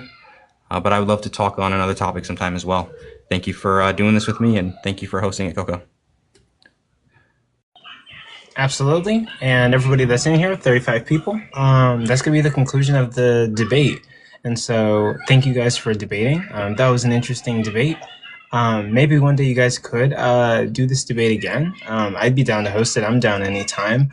Now, given that, now we're going to do audience comments, questions, critiques, and concerns. People can come up and ask the two debaters like any questions that they want to. I can do an audience poll, and audience gets to vote on who they thought won the debate. But yeah, we'll get to that. Black Stallion, you're going to be the first person out. So I technically have 3 questions. Am I limited to one? You can do all 3.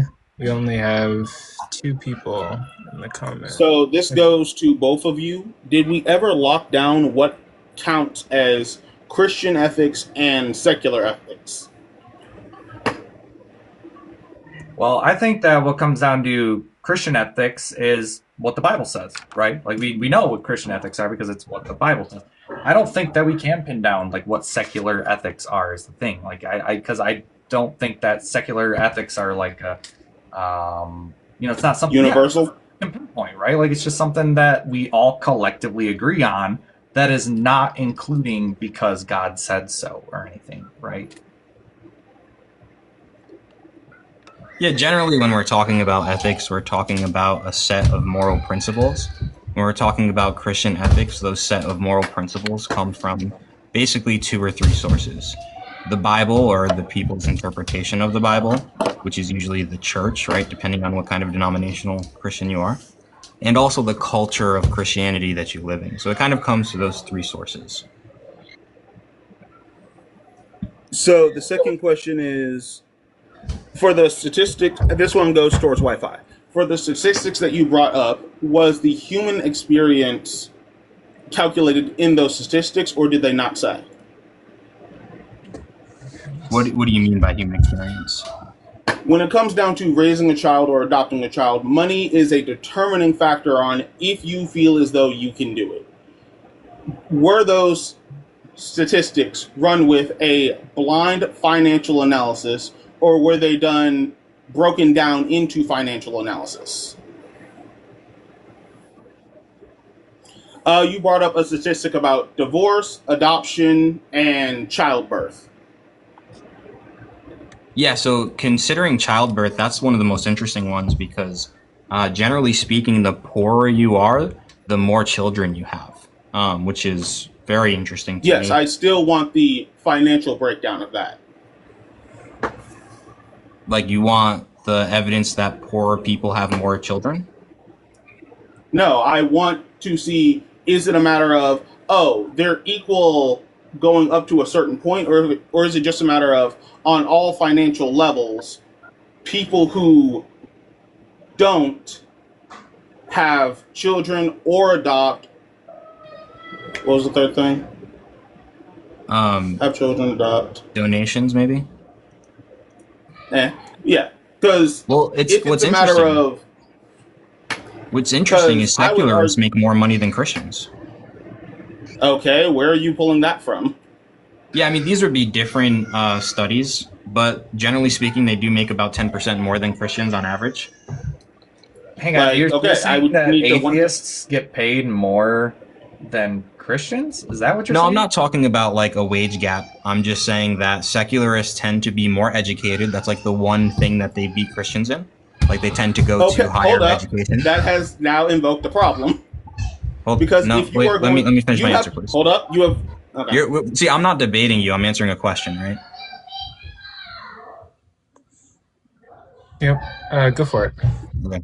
No, so I'm just saying that atheists generally have a little bit higher education, and that also leads to a little bit of higher income. So that's where I'm getting that from. One more time? Yeah, atheists tend to have higher education, more people in college. More atheists per capita go to college than Christians right now, and that leads to a little bit higher income. And that's why I say that secularists have higher income in general. So that would also lead to a higher decline in birth rate. Yes. Would you agree? Yeah. So now I'm seeing it as your statistics are skewed on basis simply just due to the aspect of an atheist will decide to go to college, which pushes back their ability to have children, which pushes back their financial stability. So I just see it as a domino effect that all starts with, and I know this isn't what you wanted to do when you brought this up. It's all based on the same secular ethics, though. That's the thing. No, it's a matter of right now I'm understanding, right now I'm understanding your argument as Christians don't go to college, therefore have the money to adopt, have the money to try for children, and have the money to donate. No, I'm gonna give you like another minute. People who go to college make more money, dude. Oh yeah, we do need to get to the other guest. So let's try to get it to conclusion. Okay. Oh, is that it? Okay, go ahead, Missy. My question was going to be to Calvin. I really would like you to narrow down and give me your definition of secular ethics. Okay, yeah. I mean, I can try to. I'll be honest, this isn't like I'm not good at the whole definition thing. Yes, I mean, I guess bottom line is at this, because like I don't think that there is any solid secular ethics, quote unquote. Again, so I mean, it kind of comes down to that which is best for society, that is based on the reasoning amongst other humans, right? Like without the interference or what's the word I'm looking for? The divine intervention, for lack of a better word, I guess you could say, right? So just deciding what is best for society amongst our human selves and not involving a God concept into it. And then the second question and last question is, how long did you have to prepare for this debate? I don't know. It was probably like 2 weeks or something. I don't know. Okay, that's all my questions. Okay, thank you. Dan, that's supposed to be a shot at me, by the way. Like, oh, you didn't prepare for the debate. I feel like that was supposed to be a shot. I mean, it was just a question, right? Nah, you know what you mean. Would you? I mean, I'm being professional. I'm not a professional. I don't care. All right. Dan, you want to go with your question, comments, concerns, or critiques? Yeah, what's up, guys? Okay, I'm muted. Well, I read the prompt, and it said, what's better for society, Christian ethics or secular ethics? And actually, I was hoping to have that kind of answered when Unquestioned was talking. I just joined not too long ago, so I'm not really sure where we left off here, but when we say secular ethics, are we just saying like ethics that aren't being associated with any particular religion, or can someone define that for me? Like, what are we trying to say here? I would say that it's ethics that are independent of a God belief. So there's no God language being used in, the conversation being had about whatever ethical. Geez, I'm just getting a loss for my words. I'm all tired. Ethical dilemma that we might be facing, right? Just without any of the God language in there. Got it. Okay. Because the reason why I ask is because, like, if we look at, I'm in the United States, and I'm sure you guys, most of you probably are too, but in the United States, I mean, the laws that we have, they're secular, right? Or I guess I'm just trying to understand, how do we differentiate between what a Christian ethic is with what a secular ethic is? I would like to understand that. If anyone else, maybe a Christian, Unquestioned sounds like you might not be a Christian, but if a Christian can maybe answer that, maybe I could better answer the question. Well, it is tough to pin down what Christian ethics and secular ethics are. There is no like one Christian ethic, one secular ethic, but the way that I like to approach it is basically what is the kind of shared consensus among the two, right? When you meet a Christian, you can kind of guess what some of their moral principles are. When you meet a secularist, you can kind of guess what some of their moral principles are. Even some of the normative ethics, like I don't know how to say the word on TikTok. I haven't been on here as much, but when you terminate a pregnancy, I guess is the way you could put it. Like, you can kind of guess based on those beliefs where a person falls on that. But that's not true of everybody within those or who hold to that ethical system, right? Okay, got it. That makes sense. I guess that's a tough one, man, because that's really tough to answer. Because, like you gave a good example, right? Which is, terminating a pregnancy. I mean, in the United States, there's a Christian majority over here, and I would say, surprisingly enough, a lot of the people who are pro of this, right? Can we say it? Is that like censored? Is that we're not allowed to say that? I would ask Coco. I don't know. I'm not on TikTok too much. I think you can say it. Be careful. Yeah. I'm not sure. Okay, I didn't think I've always heard in other lives. I didn't realize it wasn't until Wi-Fi kind of censored it that I maybe double guessed it. But also, really quick, I'm gonna run the poll again just in case everybody didn't vote. It's this blue clipboard up here. There's 34 people in here. Please vote. I know the pink thing was like covering it. It was like floating across the screen. But let's do it one more time. Everybody, click on that blue clipboard in the corner of the screen and please vote. Thank you. I do not see the blue clipboard. Oh, you don't see it? Oh, it should be. I can see it. I see a timer. I can okay, I guess click on that timer if you see it, like right there. I missed the debate, so I can't really decide there. But I guess what I'm saying is a lot of being in a majority Christian state. Surprisingly enough, a lot of people who are pro-abortion identify themselves as Christian. So it's like, I don't even know. That's what I'm saying. It's so, how do I even draw the line here between secular ethics and Christian ethics? It's proportionally. Right. Well, but proportionally, are we just like, is this like do we pull statistics and decide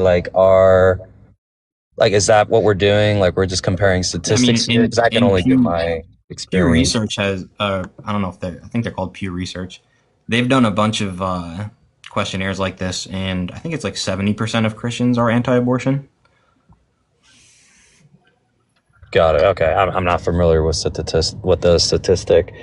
I mean, I guess abortion could be one of them, but I feel like generally, I mean, when it comes to ethics, if that counts as an ethic, right? I mean, or if we're getting into morality or whatever, it seems like abortion is really what it's abortion, immigration, and maybe like one other thing that I'm probably not thinking of right now that maybe a lot of people seem to debate a lot on. But I feel generally everything else, most people on both sides will agree, will kind of share the same ethics. So I guess to kind of answer that, we would have to really look at those main issues that are the most divisive, and then decide whether or not it's, whether it's objectively better for society for it to be one way or the other. But I think the fact that it's so well contested because it's so controversial, it doesn't seem definitive as to whether it would be better or worse, but. Last thing I'll say, I know you missed the debate, but that's the reason I brought up all these statistics. Like, for example, a lot of people I saw in the comments may not agree that less divorce is a good thing. I would actually pretty easily make that argument that it is. But, for example, adoption, like, I'm pretty sure everybody agrees that more adoption is better for society. And like the statistics I brought up were conservative Protestants are 65% higher of adoption rate. Catholics are 33% higher, and non-religious are the lowest adoption rate in all models. And then it's not just adoption, right? That's why I brought up birth rate, adoption, divorce, outcomes for children, donation, charity, and time. Money and time, higher rates of happiness, life satisfaction, lower rates of unaliving, depression, substance abuse, less likely to commit crime, and better workplace ethics and integrity. I think if you take all of those into consideration, and there are plenty more, then you see those who are Christian do better in all those categories. And they do so because, as Calvin admitted earlier, people generally act based on their beliefs and based on their ethical systems. Got it. And I can see that. Are we now, when we say, okay, so these statistics. Really quick, I would let it go on, but we do have to get to the other guests to be respectful. But, yeah, I was about to say I got to head out anyways, but yeah, I guess thanks guys for being here. I mean, thanks for having me and stuff. Wi-Fi Gospel again, and everyone who asked questions and stuff. Thanks guys for having me. I really did have a good old grand time. So I mean, we got to do it again sometime. Absolutely, for sure. Yeah, man. Nice to meet you. For sure. Nice to meet you too. All right, guys. I'll see you later. See you later. Man, that's terrible. Oh, do you want to ask him a question real quick before he leaves, Prince? You want to ask me something real quick? Yeah, I don't know, but I'm just like, so you said that you had 2 weeks to prepare for this, but yeah, every time people ask you to define what secular ethics are, you're like, oh, I'm not sure. It's my opinion. It's these people's opinion. It just doesn't make sense. What are we debating about?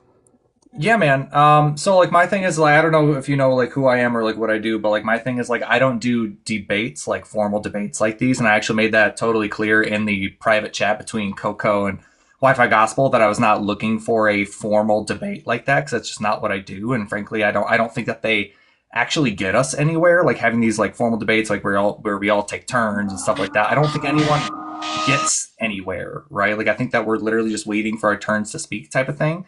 But so I do stuff on my channel, but I don't call them debates. They are conversations because we are just two people talking, right? I don't have a whole setup where I'm pulling up statistics or anything like that. I just literally talk to people, right? But we had, and as commenters are screaming and crying about, we had a mutual understanding between the three of us that that's how this setup was going to go. So that's just, how it went. I didn't prepare for anything. I do work a full-time job and, I'll be honest, it's retail and it is Christmas season. So I'm working a hell of a lot. And I also have other responsibilities, right? So like I literally, barely had time to write my little intro thing that I did. Because I have other things to do. I'm a content creator and I have a full-time job and family and friends and stuff. Just, I was looking for a conversation, not a debate. So that's why I didn't come loaded up with any of the, statistics or anything. I'll be honest, I do have a bunch of Bible verses noted just in case we wanted to get into some Bible stuff. But that's really all I have ready because, again, guys, I was looking for a conversation, not a debate, to be honest. You wanted to have a conversation. I mean, you mentioned that you have some Bible verses written down. You wanted to have a conversation where you persuade somebody, hey, you have an idea of what your moral grounding is, and I want you to think that it's wrong, but I don't actually have a concrete idea of what I think is correct. I actually might be influenced by other people and where I live, and other people might disagree with me, but they're not going to be wrong, and we can't actually know what's right or wrong. Yep, I said all of that, yeah.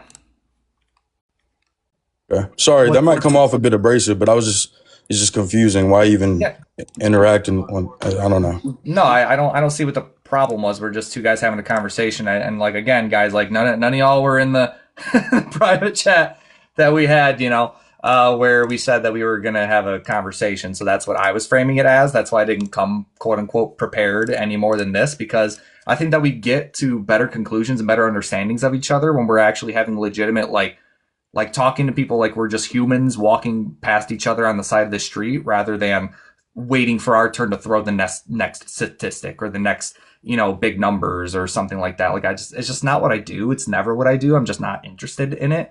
And it's not what I agreed to. So that's just what it is.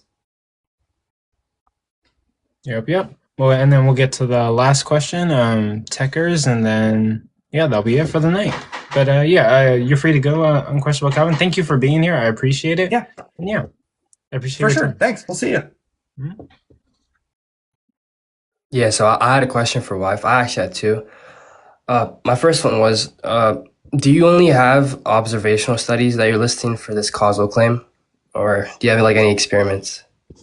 No, absolutely. So the way social sciences generally work is by these studies, but I do have some information here of why it can, it's not obviously correlation does not equal causation, but that doesn't mean that we can't see by these studies that the beliefs that these people hold is causing them to act this way. Let me see here. Sorry, I'm just pulling this up. So temporal ordering, right? A lot of these are longitudinal studies. For example, we see there was a study where there was 70,000 nurses, and nurses are, unfortunately, they have really high depression rates and unaliving rates, probably because of the physical trauma that they see on a day-to-day basis. And we saw that men, the men who became more religious throughout I think they studied them for 5 years. The men who became more religious had a 34% or something like that, less unaliving rate. And the women who became more religious over that time had a 68% less. And the people who moved away from religion had higher rates of unaliving. So there's studies like that show that. What else? We have consistency across context is a big one. So it's not just if I just had one study up here, then you could say, well, okay, I don't really see how that proves anything. But the fact that across all these different areas, Christians do better in all of them by far, it's reasonable to conclude that the reason they are acting this way is based on their beliefs as a Christian. So first on the first study you listed, that kind of just like is baked into the observational study nonsense I'm talking about. But like if you say a large amount of observational studies is what supports this causal claim, what I would just say that it supports any possible confounding variable just as much. So you'd have to show me some type of like blocking done in the studies, and I haven't even looked at the studies. So if you could like drop them in the chat, the strongest ones you think that exist, so I could see who did the study and how they did it. But if there's no like category of blocking based on, I don't know, wealth, gender, all that stuff, it just seems very supportive of another confounding variable that's possible, not the actual belief system. And I can give an example, like just like that study I gave you had gender, right? Yeah, gender, but that's like one of the blockings considered. And I also don't know how they did it or who did it. And I also just find that to be one observational study. And also, there's also like confounding variables you can think of, like just a larger social circle that comes with religion. Maybe it's not necessarily the beliefs that produce this. So there's like a lot of confounding variables that aren't dealt with. And I don't think Calvin really pressed you on that.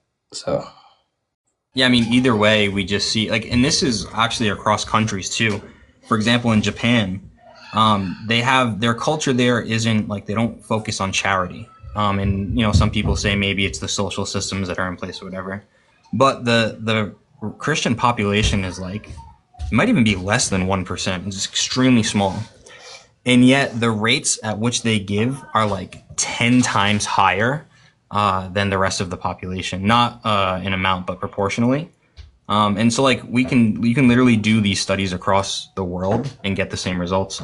Another one is, I think it's like New Zealand and Switzerland, right? The atheists like to bring up the fact that those countries have higher self-reported life satisfaction and happiness. And it's true than like a country like America.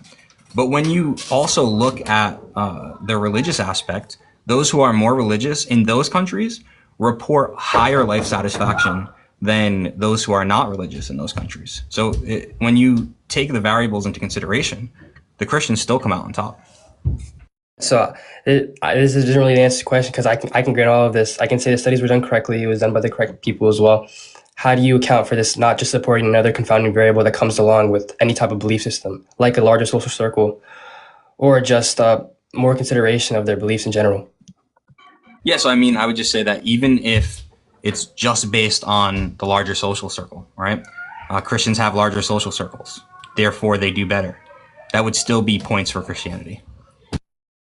Just be points for a large social circle, not the beliefs posited in Christianity or any religion. Right. But atheists have smaller social circles. So if you become a Christian, you'll have a larger social circle and you'll be better for society. So it's still believe in Christianity, be better for society. So you're saying there's like some indirect cause from being like a religious person that larger social circles implies that you become a better person. But then that would just be talking about whether larger social circles are more important. And if you say like religious beliefs imply that, then there would need to be some like causal claim there as well. Well, I think the causal there is to go to church, right? I'm just making like an anecdotal claim. That could be the case. Christians go to church, and so they have obviously access to this community that a secularist is obviously not going to have access to. But if that's the case, then if we're going to use that, you know, that relationship, couldn't we apply that to any other religion that goes to a church or has any kind of like community, you know? Yeah, I could see like doing sports better for society because you have a large social circle. So yeah. So that argument no longer becomes Christian ethics; it's just religion in general, right? How do we? It's not really an argument. Those two. Well, not an argument, I guess. Right. So yeah, and so when you say Christian ethics, you know, you're talking about the beliefs, not what it causes, like the social circle, whatever. Okay. I have one more question for Wi-Fi. Sorry. For it. I don't know if Calvin pressed you on this, but there's obviously negative implications with the belief in Christianity or any other religious belief, like in the past.